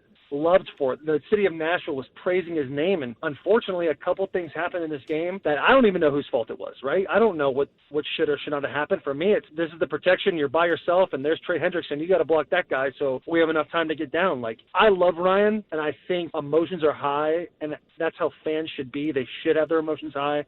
They should be pissed off because we did lose, and they have every right to be angry. But next year, I think you ride with Tannehill, and he's gonna do what he's always done for us. Give us a fighting chance to win a game every single week. And I think that's a beautiful thing about the NFL. You don't win 12, go 11-5 and 12-5 all the time. And we've been able to do that two years in a row. I mean, we all know back in 2014 when your boy was wet behind the ears just with the backpack on, hoping to make a couple bucks in the NFL, we couldn't buy a win, you know? And now this franchise has turned into something that is respected week in and week out when you go play other teteams. That was Taylor Lewan yesterday with 3HL. Really good conversation. Podcast 3HL, wherever you get your podcasts as well, would be an excellent decision for you. Mon, towards the end, he said something that I didn't love. Like, a lot of that was well said by Taylor. He talks a wonderful game. He's going to back up his guy. I'm sure he does love Ryan Tannehill. Now, we had RC on, and Ryan Clark point blank said Taylor said the right thing, but he would like a different quarterback. If you recall, he said something basically to that effect with us a couple of days ago when he was on. I remember. But he was like, hey, you know, we're 12-5 and back-to-back years and all this other kind of stuff. I don't think that I'm speaking out of turn here. I feel like I'm speaking for a lot of other people right now in their cars. I think 12-5 is getting tired, Taylor. Like, yeah, you guys had two great seasons in a row, and then you got ousted in your first playoff game. Yeah. And that's what the fans want right now is playoff wins. Mm-hmm. And when you're like, this is what he's doing, he's giving us a fighting chance to win every game, blah, blah, blah, blah, blah, blah, blah. Well, in this case, it is fair to argue he lost you the football game. It is fair to argue that your quarterback was not good enough on that day and needed to be in order to make it to the AFC title game. So a lot of what he said I liked. Yeah. But I don't want to hear about your regular season records anymore. I don't, because people get fired that win double-digit games in this league. Oh, yeah. We've seen it happen. Kevin Sumlin didn't have losing seasons at A&M, but 8-4 wasn't good enough to keep his job. 12-5 is impressive, but if you just step into the playoffs and get beat by the Ravens last year with 13 points on the board, and then get beat by the Bengals this year at home when you're the number 1 seed with 16 points on the board, I do think that we need to stop overvaluing what the regular season means. Mm-hmm. Oh, yeah, no doubt about it. And it comes to a point, too, where teams, I ain't going to say get tired of winning double-digit games, and they want to be, a serious contender in the show. That's the thing about, him defending Ryan, and which he's supposed to. You said that earlier. He's got to, and rightfully so. If I was in his position, I would do the same thing also. But on the outside looking in, and I'm seeing, of course, the comments coming in right now on Zone Chat that said Tannehill's a choke artist in the playoffs. Like, you want to see results in the play. You want to see progression in the playoffs more than anything. And I don't want to call him a choke artist or anything like that. It's the idea that, look, that's how he's going to be viewed. Get us over the hump. Get us to the point to where, look, we're not getting bounced after the first round. In my career, we had a little bit of that. Heck, the last time I had gone to the playoffs was in 2017 when we lost after having to bye to Jacksonville. There's a bunch of talk around that around that scenario where you got to be better. Is it the coaching? Is it the players? Is it the quarterback? How come the offense and the defense can't play good on the same days? Like, those are the things that come up when you don't get past those points, because the reality of it is the pressure of actually winning double-digit games is you're expected to win in the double-digit wins in the regular season is you're expected to win in the postseason also. Like, one can't go without the other. And I think if you're a fan of this team, you want to see one match, meaning going into the playoffs. The other thing behind this is there was so much behind the rally of this team this year, from the beginning to the end. From the beginning in the summertime, when you go sign a Bud Dupree in free agency, something that this team doesn't do after losing guys, and then you do that, you get another signing in July or early August with a Julio, bam, and then you find out Danico Autry is a huge signing. And you start to see the turn of this defense. And then you push through, lose Derek, and still win big as far as the first overall seed in the AFC side. And then you figure, okay, we get to the playoffs, we'll find ourselves on top. We'll find ourselves competing, and then you get bounced. And, of course, the heat goes to Ryan Tannehill. And truth be told, Todd Downing also. I think if they'd asked him, if 3HL would have asked him, about Todd and how they feel about him too, he'd, defended him too, which they're supposed to. But you got to look at Taylor's history on why he defends his guys too. He mentioned, his 2014 season when they were just lucky to get wins. Right. And I think that's why it's easier for him to fall back on the idea to, look, be appreciative. Look, we got a guy that you guys love and that's competing. He named all the right things. He's a fighter. He's a leader. Inside the building, he does his thing. And the idea that you don't know what other players are doing on other plays to mess up Tannehill. Like, he defended him in every single way he was supposed to. But as a fan, I don't think many want to hear all of that. I respect Taylor's side, and I also respect Tannehill's job as far as what he has to do to help this team win. But again, Jay, listeners, I need more, because it's always more, Look, it'd be all right for you to just make the playoffs and win double-digit games if you're a team that isn't used to doing that, and you knew, we kind of overperformed this year. And things like that. You make it there. Your fans don't have like gigantic expectations that you're going to go slay Goliath. But if you're the number one seed and your fan base does expect something, because I just don't believe many of the people wearing two-tone blue at Nissan Stadium with me a couple of weeks ago believed the Cincinnati Bengals were going to beat Tennessee when they went to that game. Yeah. That's the difference. Mm-hmm. Like, if you got Jared Goff and you're the Lions and you get in as a wild card, if you win, that's time for celebration, because you didn't anticipate that. Titans fans expected to win that game. Mm-hmm. Felt like they should have. Mm-hmm. I remember listening to Titans talk back, and one of the things that I heard that night with Blaine and Dice and Mickey was people calling in saying, this one hurts more than all the other losses that we've taken in the playoffs because we're better than they are. Mm-hmm. That's how you felt. Now, I don't know whether or not I agree with you or not, but that's how you felt. And so as a result, your quarterback in that situation is probably going to take the flack. And to Taylor's point, all right, so let's say NWI ran the wrong route on that last play. Tannehill didn't have to throw the ball. He had Ferkster wide open. Like there are ways that you can look at the tape and say, well, he had other options. It isn't a requirement that you had to throw to NWI. Mm-hmm. Not at all, as a matter of fact. So the defense was not bad from Taylor. And again, a lot of what he said I liked, and I love the way that he goes to bat for his guys. Right. I appreciate that. But I don't need to hear you tell me you guys were 12-5. I saw it. The only thing that matters is you were 0-1 in the playoffs, and that's why you had time to do an interview instead of preparing for a Super Bowl. Yeah. And real quick before we bring Buck on, because we can ask him about this too. And our chat from the fan base is this. But did Ryan call the 3rd and 1 from the shotgun at the goal line? It goes back to TD, Todd Downing. Look, there is a pizza pie. There's always a pizza pie, and nobody eats it in one. You don't fold the whole pizza in half and eat it. You cut that thing into slices. Mm-hmm. Right now, you can cut whatever happened to the Titans in that playoff game into slices. You can give some of it to Downing. You can give a lot of it to Tannehill. You can give it to how many carries did we give Derrick Henry instead of Deontay Foreman in that game? Uh-huh. You can give some of it to Vrabel. it's never just one piece. That's what I'm saying. Yeah. When we come back, Buck Reising will join us, of course, host of the Buck Reising Show. Very creative name. We'll be right back. It is JMart and Ramon, another very creative name here on 104.5 The Zone.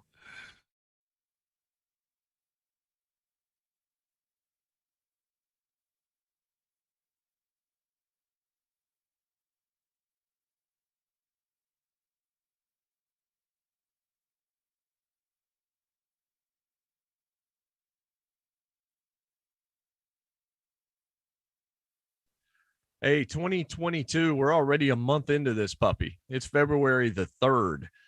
There's a lot of rain today, and it's getting really, really cold tonight. We've had a lot of cold temperatures as of late. So have you thought about maybe this is the year for a new heating and cooling unit? Has your system been struggling a little bit? Is it loud?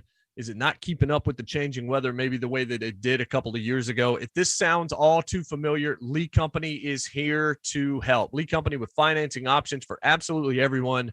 That includes special financing up to 60 months, that's 5 years, or up to $1,250 off select high-efficiency systems. Right, 20 feet from me, up in our attic, is a brand new HVAC from Lee Company. It was a great decision that we made back in December because I'd be in a room right now that is way colder than it needs to be. But right now we have an efficient, nice, whisper-quiet HVAC that is saving us money and helping us with our energy as well. Lee Company with financing offers that can really set you up on select high efficiency systems. You need to invest in a lot of things this year, I'm sure, but your home needs to be one of them. Call them today, just like I did, 615-567-1000. That's 567-1000, or visit them online at leecompany.com/promotions. Lee Company, all you need.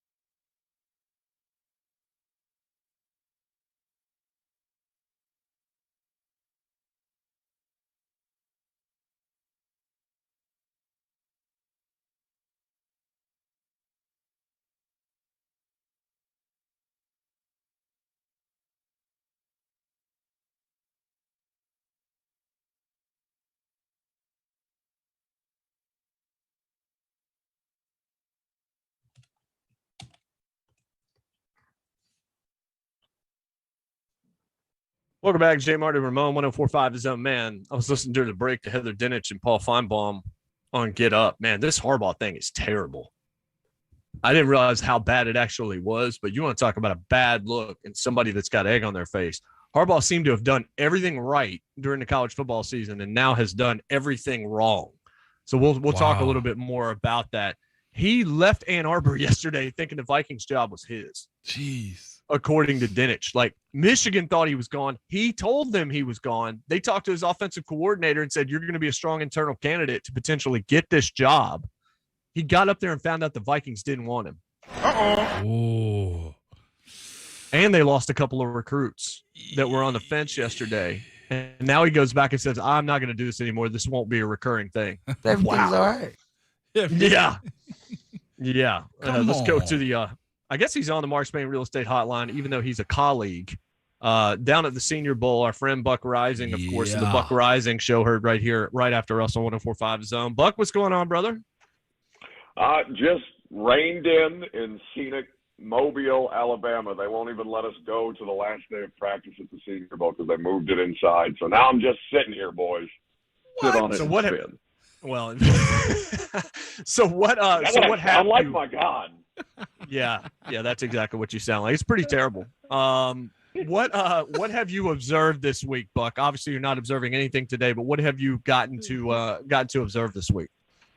You know, a fair amount, actually, through the first 4 sessions. The last 2 will be closed off to the media, and they'll send us, package stuff after the fact because they have to, for God's sakes, for all of us that flew down here. But the offensive line and defensive line interior guys, both sides, there's a lot of high-end run stuffers down here at Mobile. The cream of the crop is Jermaine Johnson, the edge rusher out of Florida State. He belongs in a class unto himself because this year's Senior Bowl talent, this is the best of them in the draft, but it's not really that high end. I mean, we're talking guards, centers, we're talking nose tackles and 3 techs for the most part because the quarterbacks guys are just they're not good based on the 6 of them that are here. Matt Corral is not because he doesn't qualify as an underclassman, but I've had the opportunity to watch Malik Willis and Desmond Ridder, Carson Strong,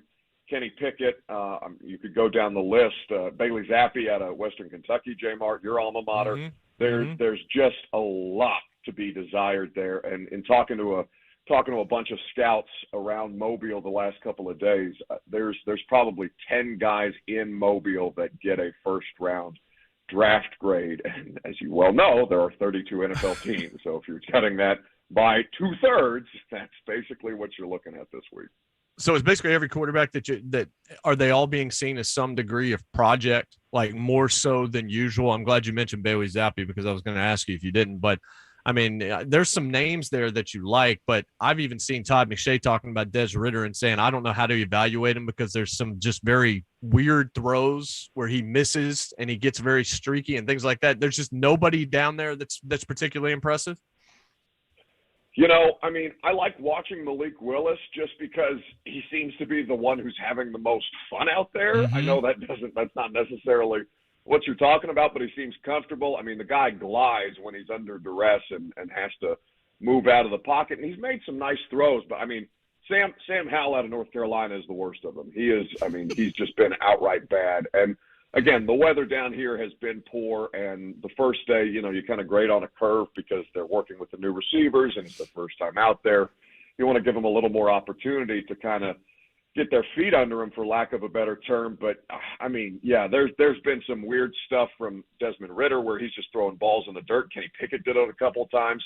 There was a sequence where there were 3 straight overthrows on the same route concept by Carson Strong, Desmond Ridder, and Bailey Zappi in ways that just made you saw all the coaches on the sidelines because Mike Tomlin's standing next to Ed Orgeron, and you've got all of the different coaches and general managers down here watching all these drills together, and you just kind of see everybody looking at each other on the sideline like, oof, I don't know what that is. So project I think is probably the best way to put it. There's going to be quarterbacks who get overdrafted because that's just always the case, but there may not be 2 of them that are first round caliber here. Yeah. Buck, I love the honesty. I'll be completely honest. Well, I mean, and I don't want to be ripping, I don't Yeah. want to be ripping these guys up and down, but like I'm giving you guys my perspective Yeah. from people that I'm talking to down here because we all watch a lot of football, but I'm not a scout. So I go to practice, I watch this, I talk to the scouts about what I've seen, and then this is the feedback that I'm getting. So, I mean, I'm just giving you what they're giving me. And yeah, you're not wrong in it. It's just I appreciate hearing it because that's what they're about to go through right now. I'd have to say, Buck, you're speaking about these quarterbacks, and I still feel like they're going to find a way to push one to the forefront of the media blitz that they're going to have here. But as far as Kenny Pickett, the story of, him not wanting to measure his hands, like, was that a conversation piece to be had? Does it matter at the end of it all, considering how he played this year? Hell yes, it matters. I mean, it seems frivolous to everybody. And we've seen quarterbacks with smaller hands go in the early rounds before and it not be the end all be all. But if you're flat out unwilling to do it, and again, they'll ask him again in Indianapolis for the combine, and we'll see what his response is going to be because there's a lot more pressure in that kind of a situation. But I mean, if it doesn't matter, why won't he do it? You know what I'm saying? Like, just to be completely frank about it, like, if it doesn't matter that much, why did he ultimately opt not to have his hand measured? So he'll have to do it at the combine for the official measurement. I don't know who was the quarterback a couple of years ago. I think it was a kid out of Arkansas that literally got his hand stretched before the combine to try and have a bigger hand size. I'm blanking on the name off the top of my head, but that's a real thing that happened. So God knows what kind of experimental procedures Kenny is considering before Indianapolis in March. So, Buck, you kind of know the key to my heart a little bit is to start talking about O-line and D-line. And I heard you saying, look, that's going to be the focal point of what you got going on, O-line, D-line, and tight ends, man. And, the fact that there was a Tennessee offensive lineman last year that people kind of passed on and he made the all-rookie team this year. As far as the overall O-line group and just in general, too, Cade Mays, what have you seen from those guys? Because that's going to be a position of focus for the Titans moving forward this year, too, considering, the transactions that may or may not have to happen. Cade Mays is interesting, right? Because he's probably a day 3 pick at this point. And I think that he's certainly been coachable working with the Jets staff throughout the course of the last couple of days because he's playing for the American team. All 3 of the Vols, by the way, Alontae Taylor, Bayless Jones Jr., and Cade Mays are on the American team, so they've been working with the Jets staff. And to kind of see the way that they've been working with him, he seems to be very coachable, and that, of course, will help his draft stock. But I think at his height, he's probably a day 3 pick. And I don't think he's Trey Smith, right? Okay. Like Trey Smith tanked, for lack of a better term, because of the medicals. I think he would have gone far higher and should have gone clearly far higher had all of the NFL teams been able to do the medical workup that they would have liked to, but we understand that there were still some restrictions and limitations on that last year. But as far as the guys who have really impressed more than anybody, based on the conversations that I'm having, Dylan Parham out of Memphis, Cole Strange out of UT Chat, and Zion Johnson of Boston College. Interior guys, they've been working both at guard and center. Parham in particular, I really, really like. The thing with Zion Johnson is he's a bit undersized at this point, so it's going to be a kind of week-to-week proposition based on who they've got him in there against. But for a team that has at least one guard who's probably on his way out the door in Rodgers Saffold, Ben Jones, who's an unrestricted free agent, and needs along the offensive line are concerned, I think that this is a particularly good draft or a Senior Bowl for John Robinson and his staff to be in attendance for, because coaches and scouts really consistently gravitated towards the offensive line drills to watch those 3 in particular work. So it was Brandon Allen was the Arkansas quarterback that tried to stretch his hands. I looked it up during that last answer. Buck, you obviously JRob's down there. We haven't played the cuts yet from your conversation with him yesterday. We might in the next hour. We did play some of what Taylor Lewan had to say to 3HL yesterday. The defense of Ryan Tannehill coming from Taylor, coming from John Robinson. I've mentioned, look, as long as the dude is still the quarterback on the team, people are not going to bury him that work for the organization. They're not. They have to. Like, they have to be politically smart. But my question would be this: listening to what you've heard from JRob, and guys like Taylor, do you feel like it's legit defense of Tannehill from them, or do you feel like there's some mixture of saying what you have to say at this point in time? Are they frustrated by that line of inquiry? Like, where do we stand here? Well, I think frustrated is a good term to just describe that organization internally right now. Like, not in just talking to John or hearing from Taylor on 3HL with them yesterday.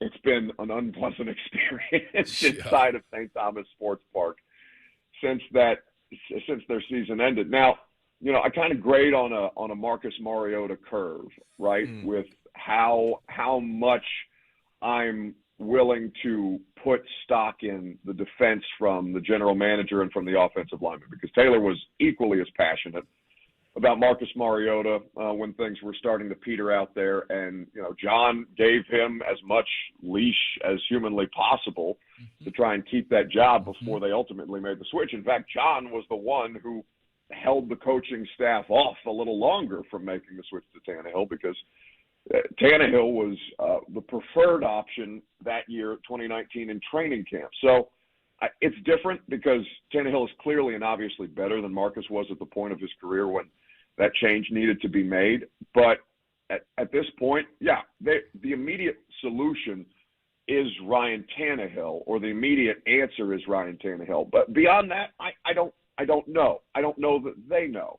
And this whole Aaron Rodgers moving to Nashville thing, or moving to Middle Tennessee thing, that's been confirmed. And the rest of the details on that, about his interest playing for the Titans and on it goes, I haven't been able to discern much of that, so I don't want to kind of add fuel to the fire that may not actually be there. But, I mean, he's physically moving to the area, and the last time we had that conversation was about Stephen Gostkowski, and he ended up on the roster. So, the company line is Tannehill is the guy, and I do take them largely at their word about that. But are they? Is that going to prevent them from exploring all possible options? Of course not. See, Buck, you got your own show after hours, man, and you just bring that bomb again to the show, okay? Like, the Aaron Rodgers to Nashville, like, a house does take about 7 to 8 months to build, and that would line up with the timeline of when the season kick off, Buck. But I don't know if we're ready for the Aaron Rodgers conversation yet. Oh, what do you mean? It's already being had. Are your phone lines not like my phone lines, where I've got Drew Brees for offensive coordinator and Tom Brady for QB coach and God knows what else happening? Of course the Aaron Rodgers thing has already started. It is, but the thing that Aaron Rodgers wanted in Green Bay is the same thing that we think Tannehill needs here, man, and that's weapons. As far as free agency wise, and I know it's the early part of it, but you've seen some prospects down there, and you've talked about, it not being a strong group in general as far as this draft class, and everybody's kind of said that. So where do the Titans go to get more assistants? I know, maybe a decision's got to be made on Julio, and, you got AJ and Derek coming back, but there are some parts that's got to be filled, and also tight end. What's going to be the recipe for success for this team moving forward? I don't know how they can find ways, some kind of voodoo football magic, to get Jeremy Ruckert, the Ohio State tight end, to fall to 26, or at least fall into a range where they can get their hands on him. But he is by far and away tight end one in this class, and he would make all the difference in the world for them. But again, there's a lot of teams that are picking before the Titans because of their regular season success. And I mean, there are some guys who are capable down here at the wide receiver position. I mean, Velus Jones Jr. probably made the best individual play of any player in the Senior Bowl this week, but also was consistently plagued by drops. Like, he had the one play for the last 2 days where everybody just looked, and like you could hear an audible wow coming from both the sidelines and the stands, where they kept all the media vultures kind of huddled together watching these things play out. But beyond that, it's really tough. I mean, the Memphis wide receiver that's down here, I'm blanking on his name. I know he's a third, though. I'm blanking. It's going to drive me crazy. I know he's got three Calvin Roman Austin. numerals after. Calvin Austin. Thank you, Ramon. Calvin Austin, the third down here, a shifty guy, great speed. Again, consistency catching the ball is something that that was brought up to me and that I noticed myself in watching the last couple of days of practice. But at some point, they just need some kind of speed. He's a very, very slight guy, but I think you could get creative with him. But again, Ramon, it comes down to creativity of the offense. You've got skill position players. Mm-hmm. They have skill position players. AJ could be the best. I believe that AJ Brown could be the best wide receiver in the league if they just feed him the damn ball the way that they did against San Francisco. And yet that didn't happen in the fourth quarter of games down the stretch this year. So I think that you can talk about all the different players that you can get, and free agency is kind of meh with the wide receivers, but there are some pieces that you can add that can make you better, considering that both Chester Rodgers and Marcus Johnson are unrestricted free agents this year, and Nick Westbrook-Akina's role is best served as a 4. I keep coming back to the fact that unless they get more creative with the usage of the players that they have already on the roster, I don't know how much higher the ceiling is when we saw exactly what it looked like. The same thing that it's looked like all year long against Cincinnati, and it just kind of pooped its pants a little bit. So, Buck, the way you talk and the way we all look at this roster and the moves that's got to be made, as far as the John Robinson tenure, and I'm not going to put this pressure on him, but hey, heavy is the head that wears the crown, and he's, as far as general, he's the manager of this roster. Is this year, this offseason, 2022, with as much money as up against the cap and the moves that's got to be made and decisions got to be moved forward with this group to stay relevant, is this his biggest challenge he's had since he's been GM here? Yeah, because this is probably the last year for Derek, right? Like peak Derek. Yeah. The way the contract's structured, I have no idea how Derek's going to respond in a season, basically an off-season removed from the foot surgery. I have no idea how to we grade Derek on a different curve than anybody else. But yeah, I mean, to win a Super Bowl in the peak Derrick Henry window, it's this coming season, and especially with where everybody's contracts are, like.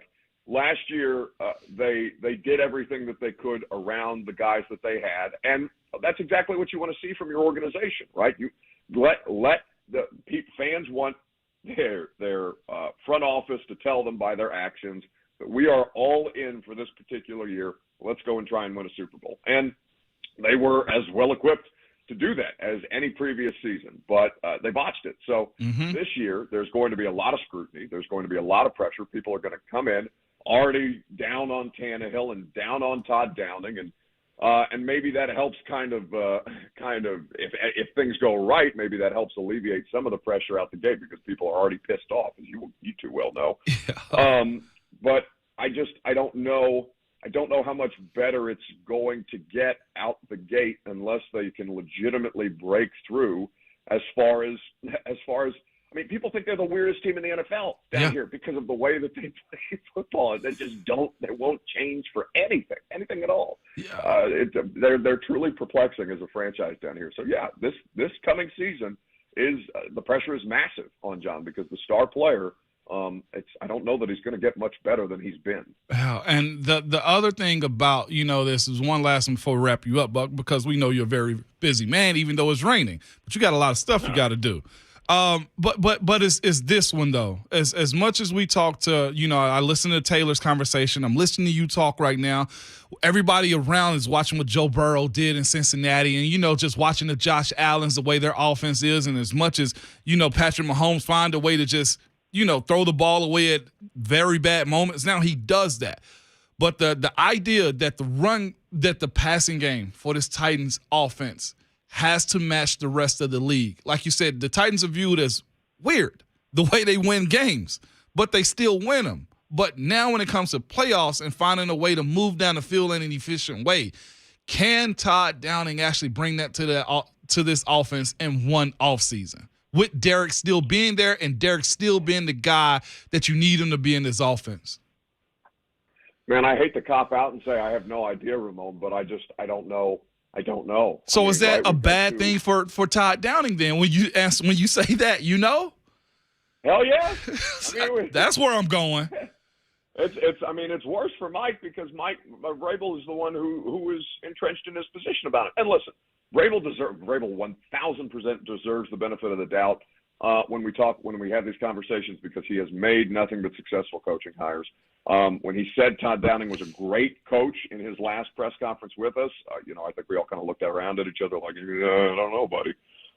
But Mike clearly believes in what they have at their ability. But again, Mike also thought that they were in good position in Cincinnati because that fit their type of game. And he's right. They've won games like that before.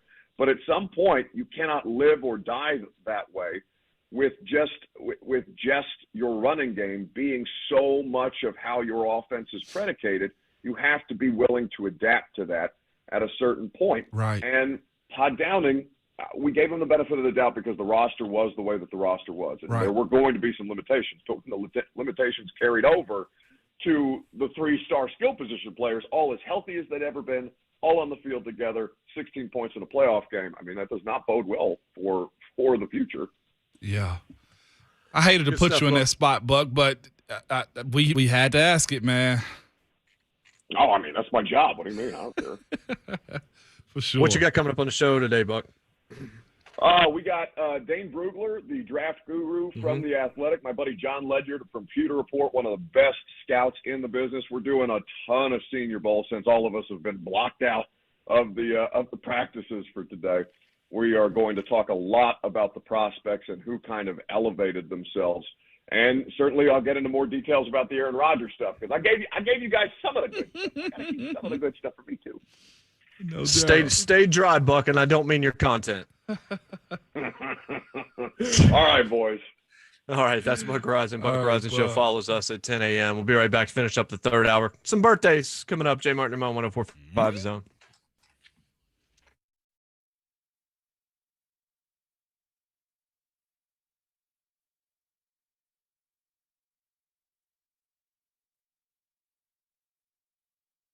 Imagine if the first way we did things was the only way because somebody's told you that's the way we've always done it. Well, that's what kind of happens when you sell your home. You list it and you got to keep it show ready because you never know when somebody want to come by for what they call a quick look.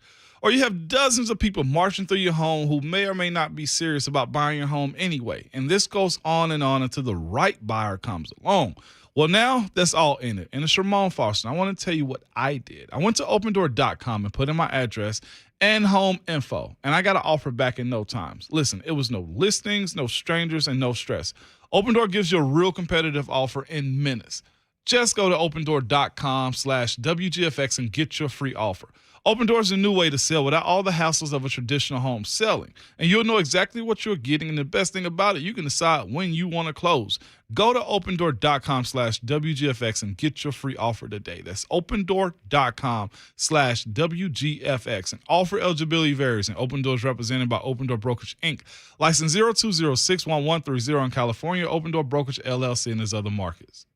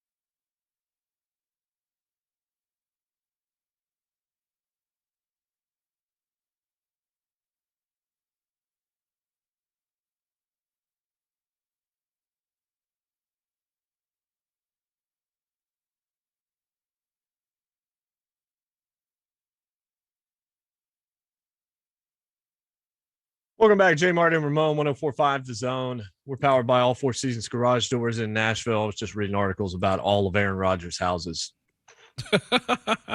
during the break. I mean, he's got 2 homes in California. He's got one in Green Bay. It's pretty wild. In 2019, Moan, he paid $28 million in Malibu. Yeah. For his house. That's in addition to another $10 million. He has one in Del Mar. The one in Green Bay, he bought in 2005 for $442,000. Mm-hmm. But the funniest thing that I read about this on this article is in 2018, Danica Patrick at the time, his girlfriend, she thought since the house they shared in Green Bay was decked to the nines in dude stuff, she might be able to move her personal things, yoga mat, essential oils, stuff like that, out of the windowless room and into one just a bit brighter. She wanted a woman cave. Rodgers shot the idea down, but was game when she brought up the idea of a greenhouse, even said she could attach a yoga studio to it. Okay. All right. So he's got 2 homes in Cali. Who knows if any of that stuff's true? That's I have just no silly, clue, man. I have no clue. Roz knew she wasn't long term. Silly. I mean, she did say, I'm out. Hey, take your toothbrush when you leave. It's a gift basket on the end table. Yeah.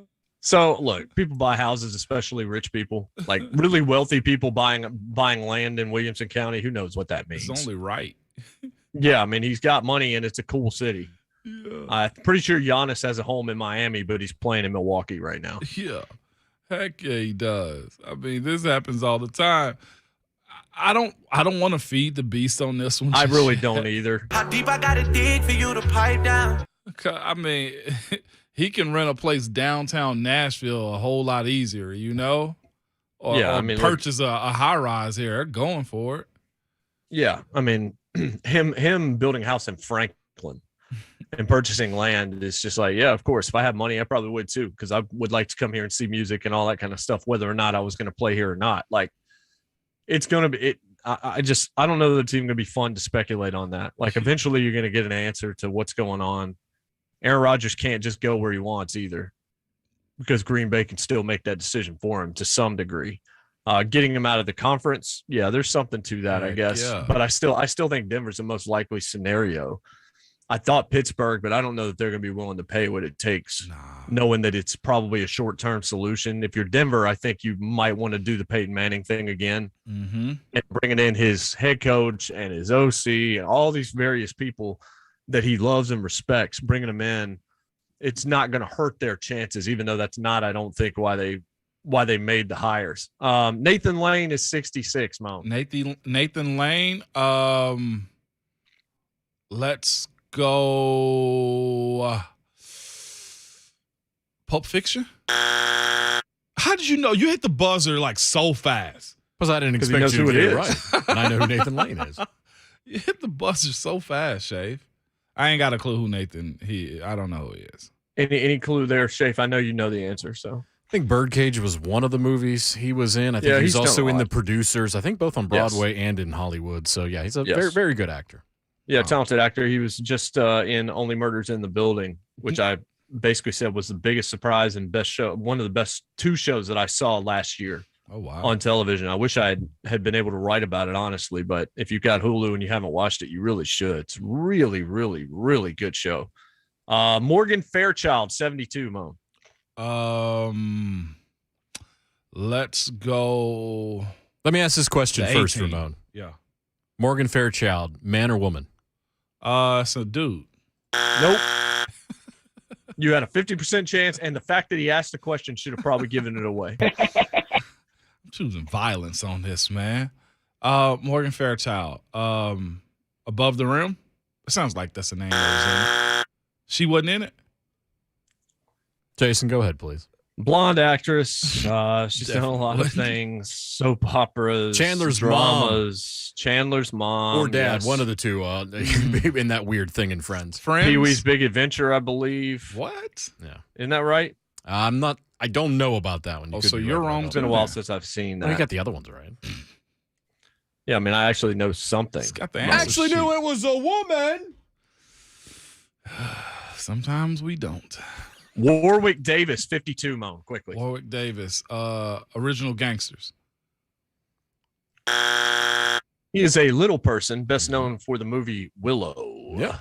Never even. And he's going to reprise that role in the Willow TV series, which is a thing that is about to happen. Wait, that's going to happen? Yeah, they're doing it on Disney Plus.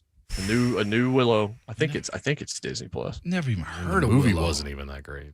No, I didn't like it at all, actually. I was excited about it until I went and saw it at the theater when I was a kid. And I was just like, not really. That was me with Sean Any Given Kingston, Sunday. 32, Moan. I'll give you a layup. The reggae artist. Yeah. Beautiful. This has been a rough couple days for you. It Fourth has, hour of the man. show is coming up. Coach Mack will join us in about 25 minutes. We will talk about things not Aaron Rodgers to Nashville when we come back. Jay Martin and Ramon, 104.5 The Zone. Bang, bang, bang.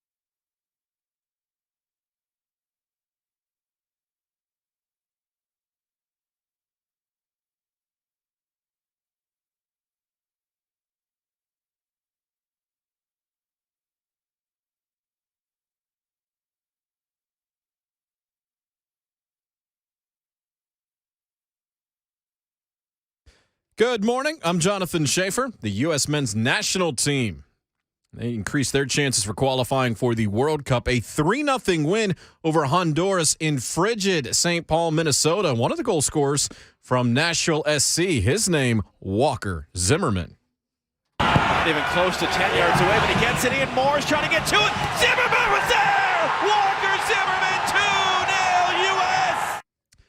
To the NFL, according to reports, despite interviewing with the Minnesota Vikings on Wednesday and thinking he had the job, Jim Harbaugh will be returning to Michigan for the 2022 season. To the hardwood, number 5 Kentucky outlasted Vanderbilt 77-70 yesterday. Scottie Pippen Jr., 33 points, 6 rebounds, and 5 assists for the Doors. Tonight, Belmont at TSU, local hoops. 7:30 will be the tip for that.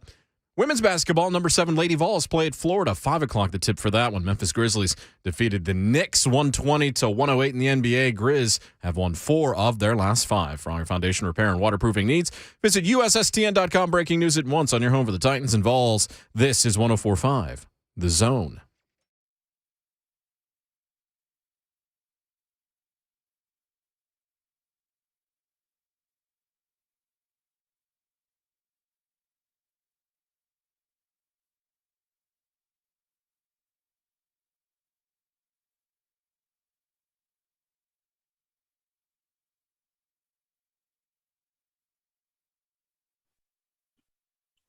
What's happening? 4th hour, hashtag fastest 4 hours in radio is upon you, upon us. Blessed to bring it to you courtesy of All Four Seasons Garage Doors in Nashville. I got a new garage door opener system from them about a month ago. Really good choice by me. Be an even better choice by you because now you've got my testimonial on top of it. This thing is awesome. This LiftMaster is fantastic. I didn't realize how far garage door technology has come. Ours smoked out, not for any reason that we will be discussing. It was old and it was time. It was Tom Brady, man. It was about 22 years old. Decided it was going to retire, and now we've moved on to the LiftMaster. You beat it to the punch, man. Yeah, I did not. I was the league, and I retired it. That's Ramon Foster laughing in the background. 11 years he played in the NFL. Jonathan Schaefer, 0 years he played in the NFL, and I'm Jason Martin, 0 years. If there were negative years I could have played in the NFL, that would have been accurate. At Ramon Foster, at J on Sports, at JMart Radio, at JMart and Ramon. Coach Mack, in the next segment. So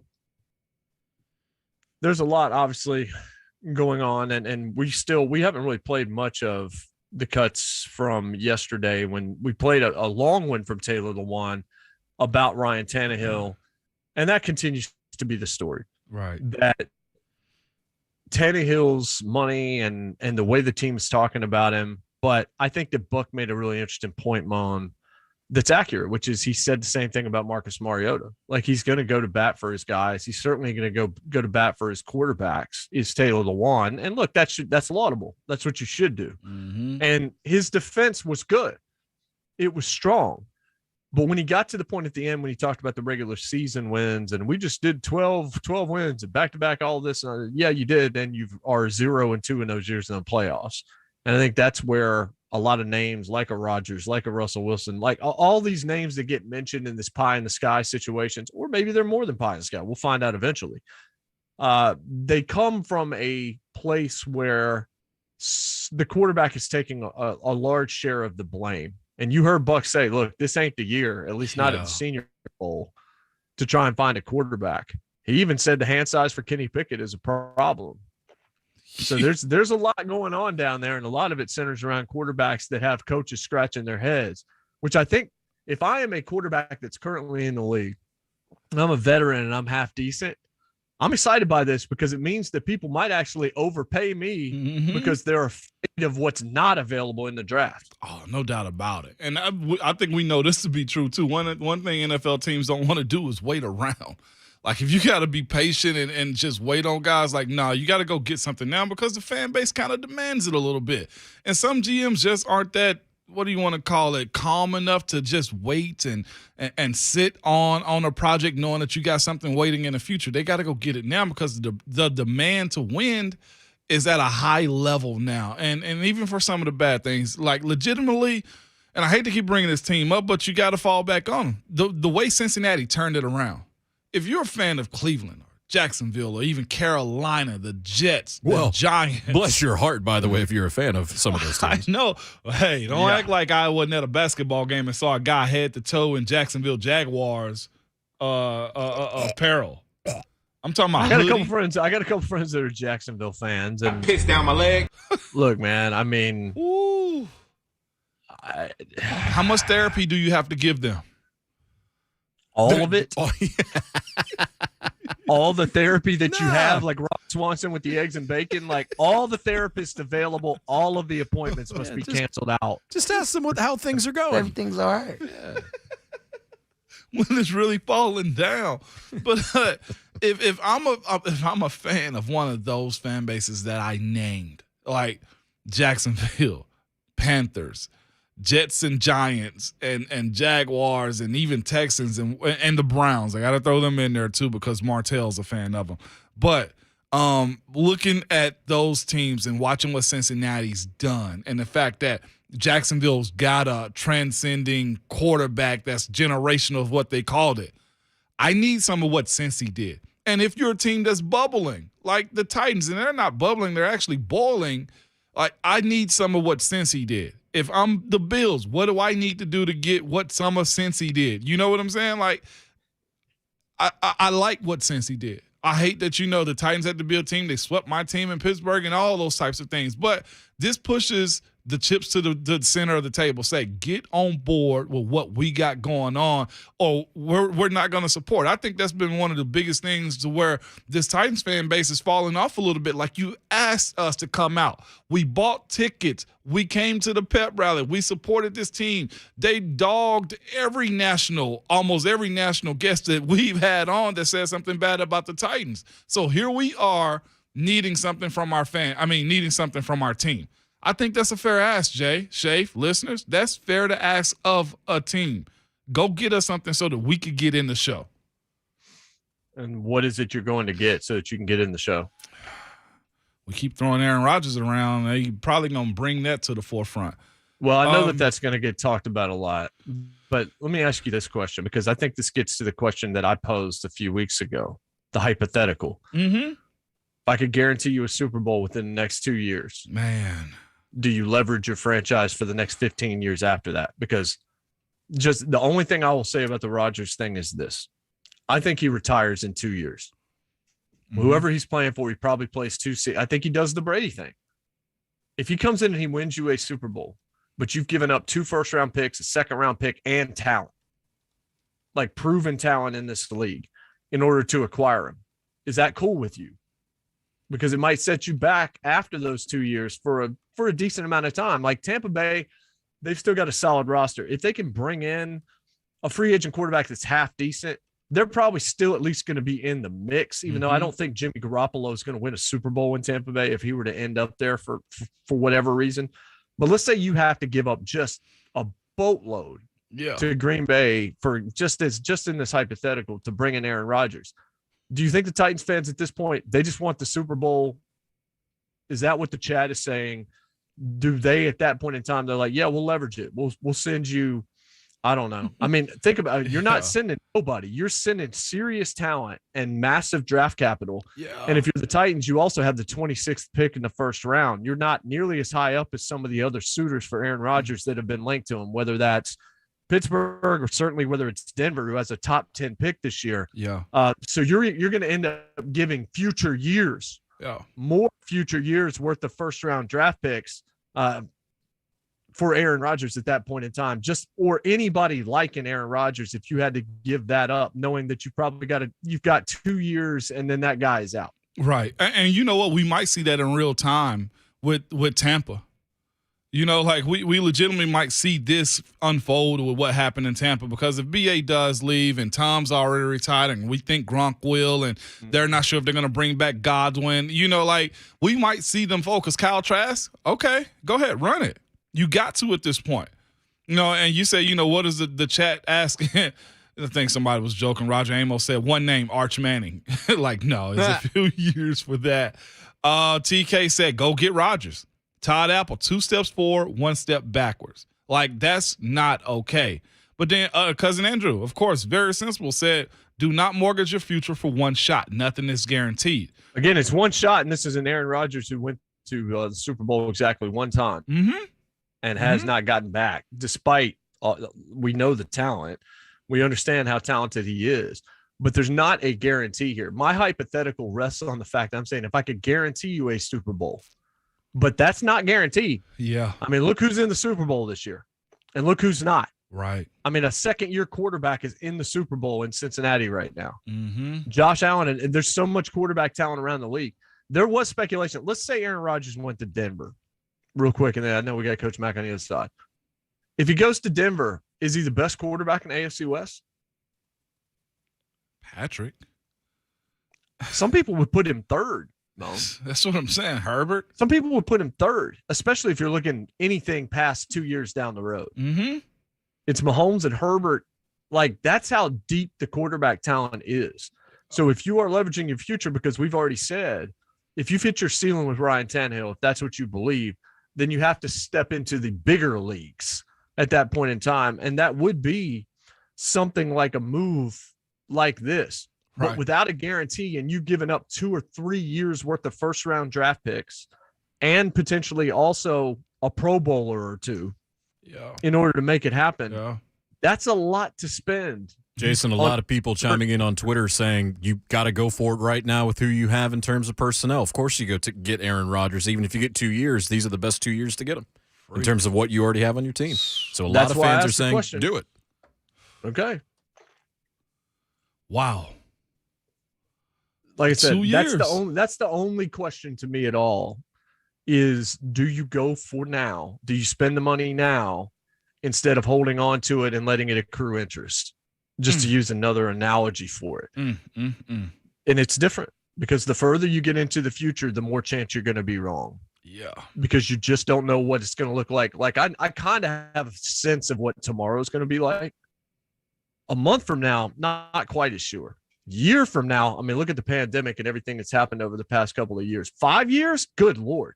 I'm going to be very, very wrong. When we come back, we'll have Coach Dave McGinnis on with us. We'll talk to him, probably not about this, but about the Super Bowl matchup, the X's and O's, as well as what's happening with the Titans and everything that you come to expect from Coach Mack. That's next. JMart and Ramon, 104.5 The Zone.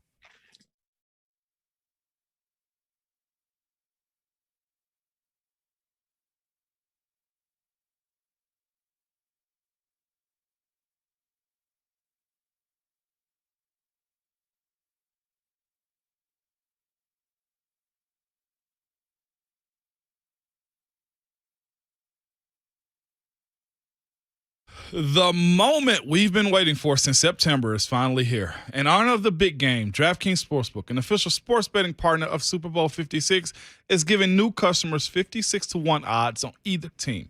You bet $5 and get $280 in free bets if the team you choose is win. And if you're not a new customer, cool, they got you too. You can experience the Super Bowl 56 with the same game parlays, combining multiple bets from the same game for a bigger payout. The more legs you add, the more money you can win. And the thing about DraftKings is safe, secure, and reliable, so you can deposit and withdraw your cash whenever you want it. Download the DraftKings Sportsbook app now and use promo code WGFX and get 56-1 odds on either team. And you can bet $5 and get $280 in free bets if your team wins. But use the promo code WGFX at DraftKings Sportsbook, an official sports betting partner of Super Bowl 56. And the thing is, you must be 21 years or older and present in Tennessee to bet. Restrictions apply. See DraftKings.com/sportsbooks for details. And if you or someone you know has a gambling problem and wants help, call or text the Tennessee Red Line at 1-800-889-9789.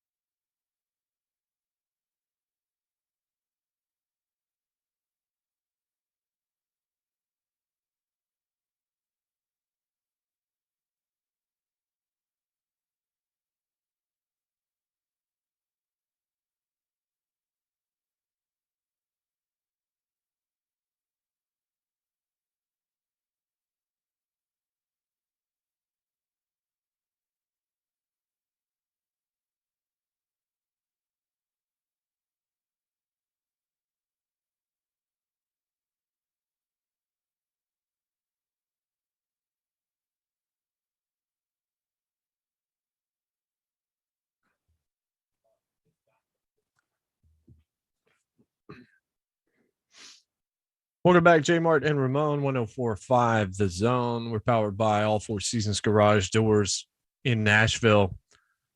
11-year NFL veteran, Vol for Life, Ramon Foster and Jonathan Schaefer. Of course, with me, I'm Jason Martin, at Ramon Foster, at Schaefer on Sports, at JMart Radio, at JMart and Ramon. So the Minnesota Vikings reporter for the ESPN says Harbaugh went to Minnesota yesterday to sign a contract. He thought he was walking in and signing a deal. Walked in and realized it was a legit interview, just like everybody else, with the same people having to sell himself to the team. He thought the job was his before he walked in the door. They didn't make an offer, and then he ended up going back to Michigan. Now, he made this assumption based on the fact that the new GM and him were very tight in San Francisco, and maybe he really did get the wrong impression. But it's a little bit of a tough look there. Everything's all right. And then he goes out on parade and says, "Hey, I'm glad to be back, everybody. Look, I was never leaving." Three words. Not going to happen, and I won't. Hat in hand. Yeah, that's what I said in our chat. I said it's what it felt like. But Michigan said they were elated to have him back, and he said he's not going to make this a recurring thing. Yeah, I imagine you're not going to assume you have a job and do this, but why? The problem now is why would you believe him? So does in return Michigan start looking for a replacement at some point, though? No, not if he keeps winning. I mean, he's created some space. It's not like they can go out and just get a better version of. They can't, like Jim Harbaugh. Even when I thought overrated and all this, who are they going to go get that puts them in a better spot than being in the Final Four last year? I think that created some space for him. His seat is no longer hot. Now, this might have warmed it up a little bit. He might have turned on a new car and there's heated seats, but it's not quite as it's not on fire the way that it was. Let's go to Mark Spain Real Estate Hotline. Of course, Coach Dave McGinnis, brought to you by Farm Bureau Health Plans. They've been doing it since 1947. Coach, what's going on this morning? Good morning, J-Mart. Good morning, Ramon. Morning, Coach. Good. Just doing draft stuff. Rhett Bryan and I spent all day Monday deep diving into a lot of stuff we're going to do. Ramon, I don't know if you've talked to Rhett lately, but I gave him about 16 offensive linemen that you need to look at, so you got a homework assignment. Coach Mack, I knew it was coming because Rhett did alert me too. But I love how you just say, "Hey, you got a homework assignment," and me didn't ask you. Didn't ask you. I nod my head, Coach Mack, because you're right. I do.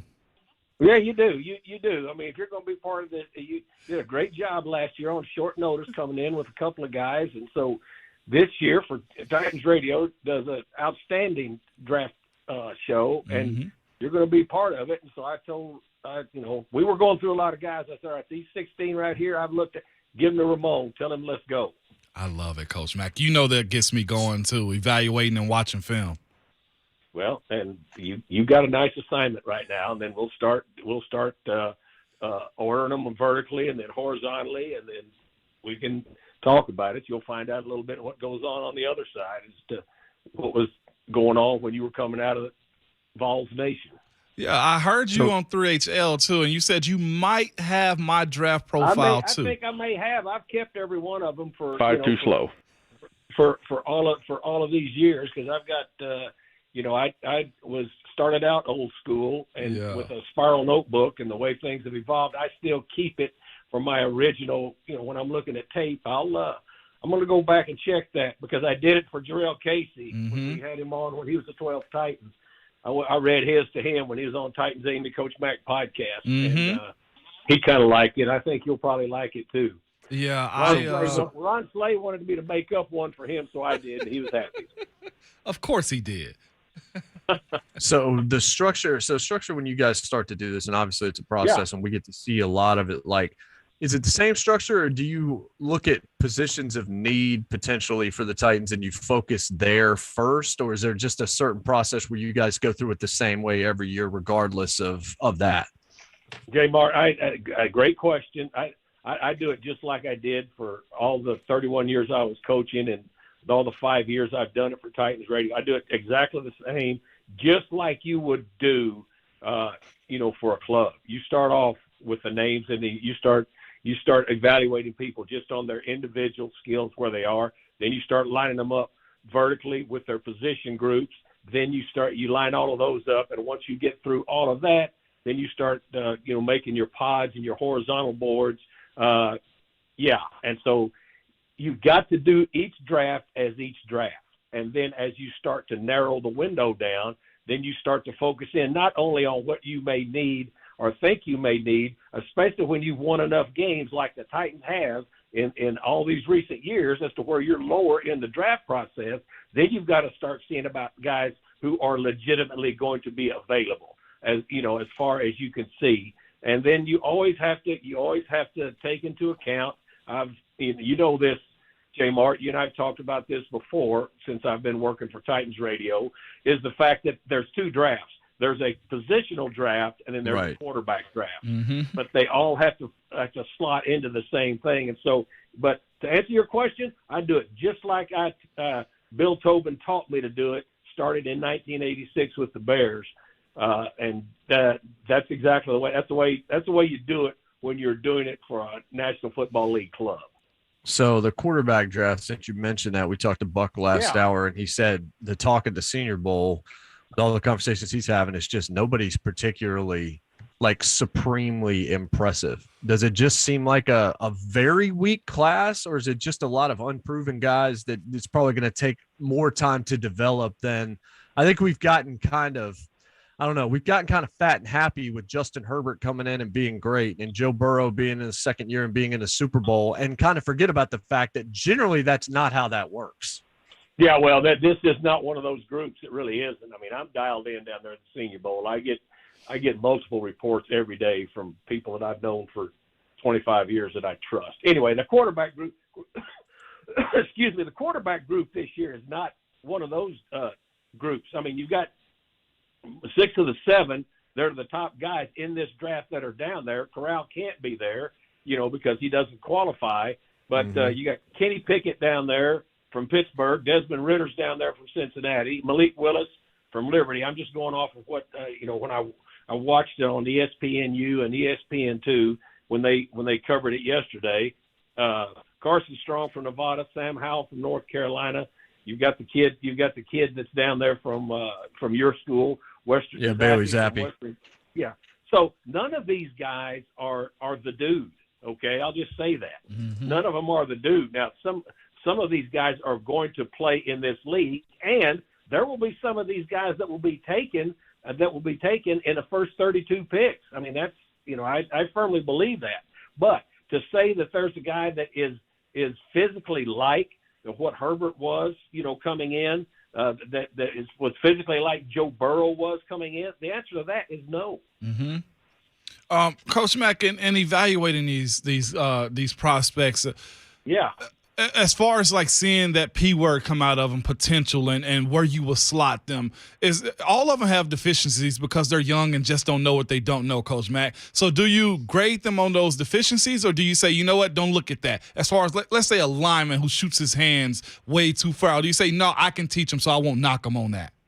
It's all absolutely, Ramon. It's all pluses and minuses. None of them come in here into the national.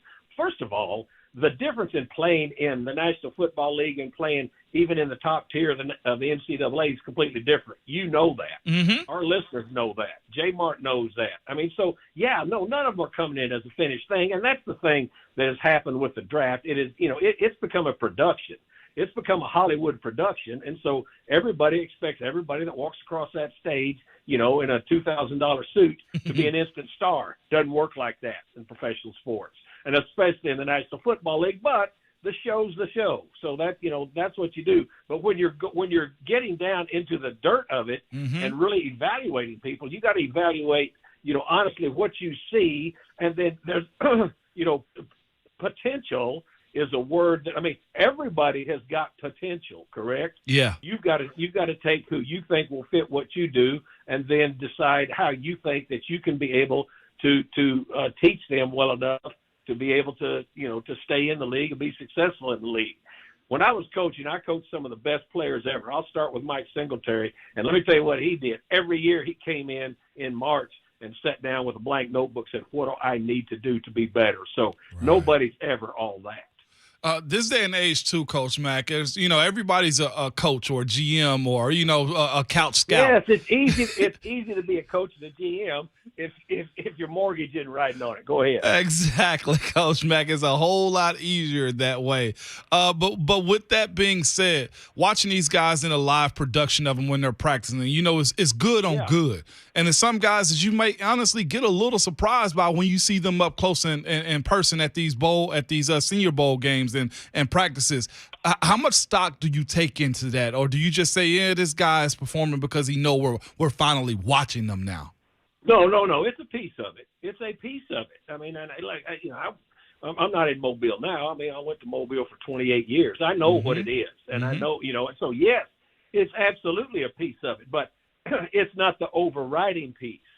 The overriding piece is what they did during their career. Okay. And that's why, I will be there sitting in Lucas Oil for every snap that's taken or every drill that's run in the combine when it starts, because, I want to see him in person doing that. But the true test is what you did on film where you were. Okay. Right. But the Senior Bowl is a piece of it. And I think it's lately, since Nagy has taken this thing over down there, they've gotten some of the better players in down there, and I think players are more willing to come there now, because they know that it's part of the process and will help them, and that's why you see so many of these quarterbacks down there this year. They know, and whoever is representing them know that they need to get out in front of these people, because they're not the dudes that can just sit back and say, I'm going in the first round without having to do anything. Mm-hmm. Coach, watching the AFC title game, how impressed are you by Cincinnati going from 2-14 to 4-11-1 to the Super Bowl with the second year of obviously a stud quarterback, but a guy that the growing pains he got through them pretty quickly, it seems like. JMart, I'm glad you bring that game up, because, as you know, I chart these things when I watch them, and here's what impressed me is the way that and impressed me one way and then shocked me in the other. Chiefs' last 8, I happen to have it right here on my chart. Chiefs' last 8 offensive possessions, they scored 3 total points. Here what, and I'm counting that end of the half malpractice that happened. That was coaching, and that was administrative malpractice at the end of the half. That was totally bad ball, okay? Yeah. So you have that, and then you come out. Here's the Chiefs, that everybody loves that jet set offense they have, and Mahomes is all everything. They are punt, interception, punt, field goal, interception. Yeah.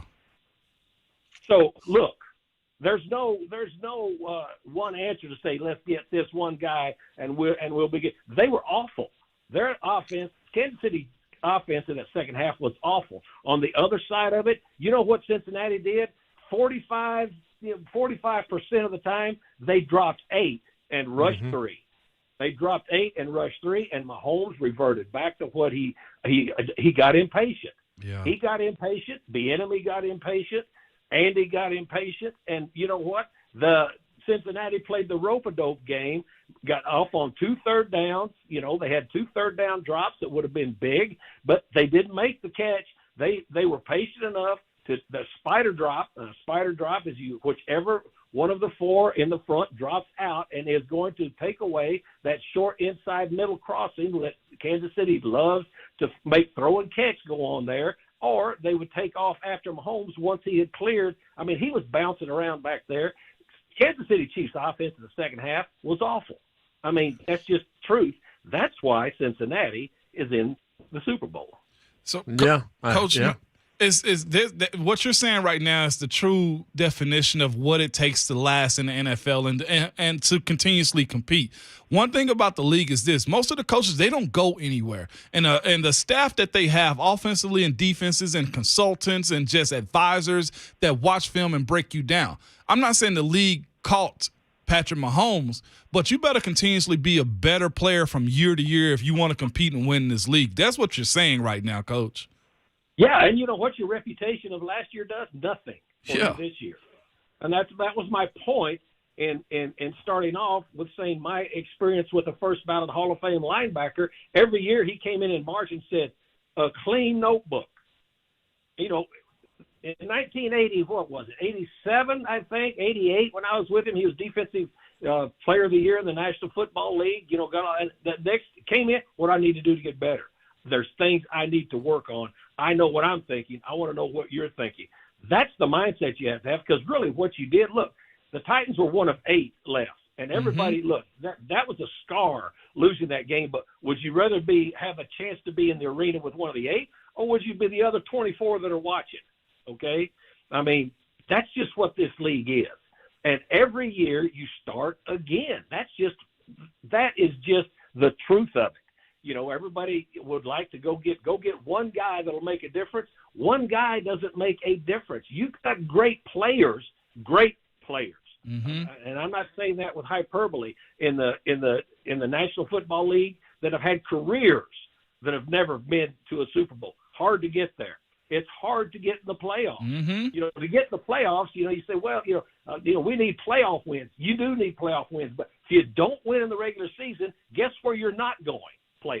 Right. Great stuff, Coach. We always appreciate the time. Thanks so much. Have a great weekend. Guys, it's my pleasure. See, hey, Ramon. Yes, sir. Get to work. Got an assignment. Check with Rhett. I gave him the names. Get to work. Check. I got you, Coach Mack, and you know it.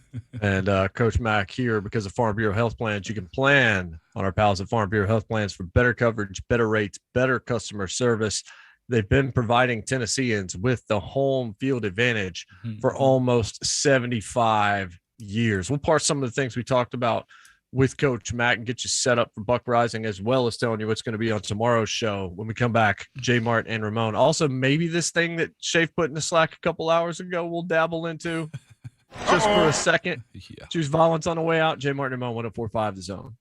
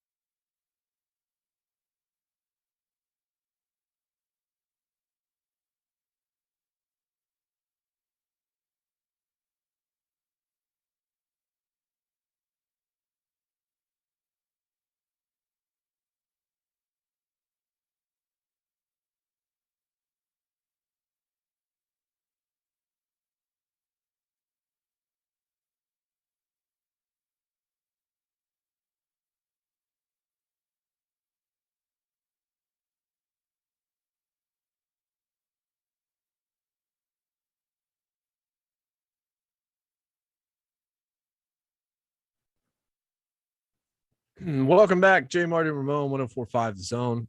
We're glad to be here. We're here for another couple of minutes, and Buck Reising will take over from the Senior Bowl, where he's just inside a hotel. So he's seeing as much of the Senior Bowl practice today as we are. Mm-hmm. We didn't have to go to Mobile for that. And I think we win today. We do, because we got the same rain. Hey, ta-da!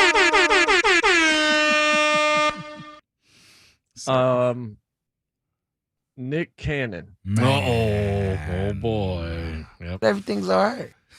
Learned of his 8th child and has said, you know what? I think I'm out of control. How 8 many? children. He said he's out of control at 8 after learning of his 8th child. Yeah, that's yeah. Inspired his celibacy, he says. He's just out here sowing his royal oats, man. Like, Nick, that's a lot of dadding to spread around. But you know what? I guess it's an easy deal to make. One of the things he's always said is his baby mothers of his children don't have to work. Yeah, well, he's got 4 of them. I think he's got 4 of them. Page 6. I don't know that I can even say. I don't think I can say this. The first line at page6.com about this article. I don't think I can read this out loud. Can you? Do we need the bleep button? Nah, maybe I can say it. Okay. Just call him Nick Cannon balls of sperm. Hey. Way to go. So he's Nick. 40. So 41. His current wife was previously married to Johnny Manziel. What? Yeah, I didn't know that either. What? The story, the plot thickens. How did he catch a stray? Huh? I don't know. She's 30, so they're going to have a baby boy. This is her first child. Now I'm just reading this directly from the article. Meanwhile, the Masked Singer host is already dad to 10-year-old twins Moroccan and Monroe with Mariah Carey, 4-year-old son Golden Saigon, okay, and 1-year-old daughter Powerful Queen with Brittany Bell, and 7-month-old twins Zion Mixolydian and Zillion Hare with Abby De La Rosa. Boy, he's Cannon and Alyssa Scott, also parents to a son named Zen, who unfortunately passed away. He did. I saw that. So that's five women, and now an 8th child. And Tighten up.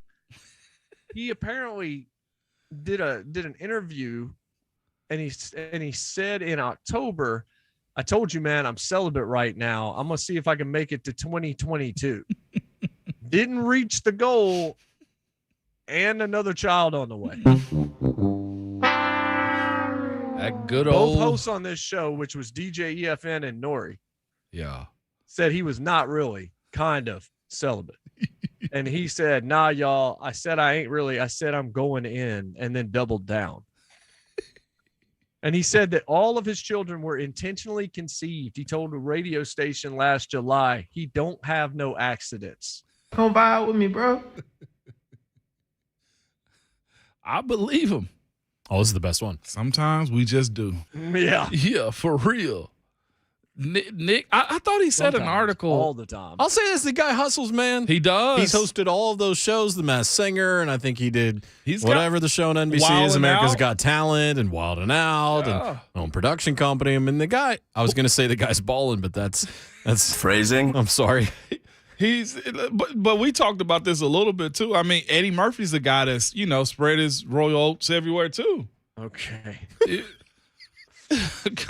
I'm just saying in general, like there, Evander Holyfield, which he ended up going broke behind it. Tyson's got a lot of kids. Like there, Philip Rivers got a lot of kids. Cromartie. Antonio Cromartie famously couldn't name all his kids. Philip Rivers, like there's a bunch of people with a lot of kids out here.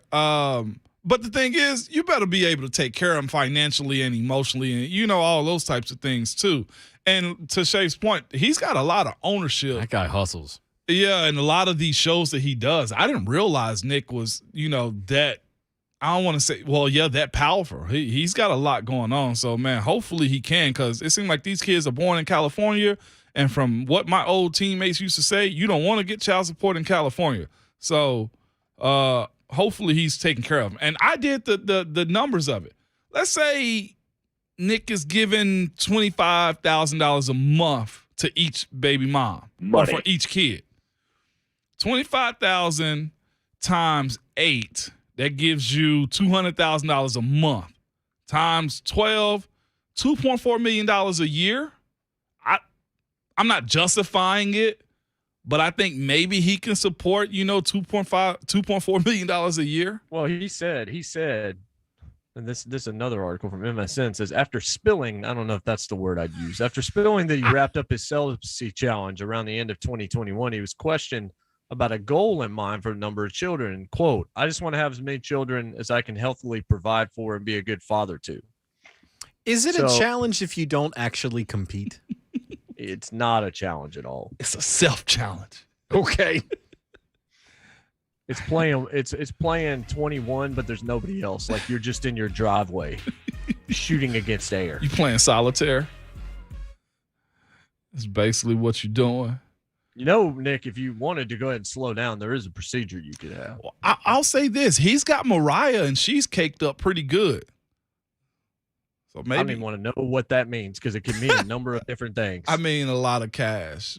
Every Christmas, she gets the biggest payoff ever. Money.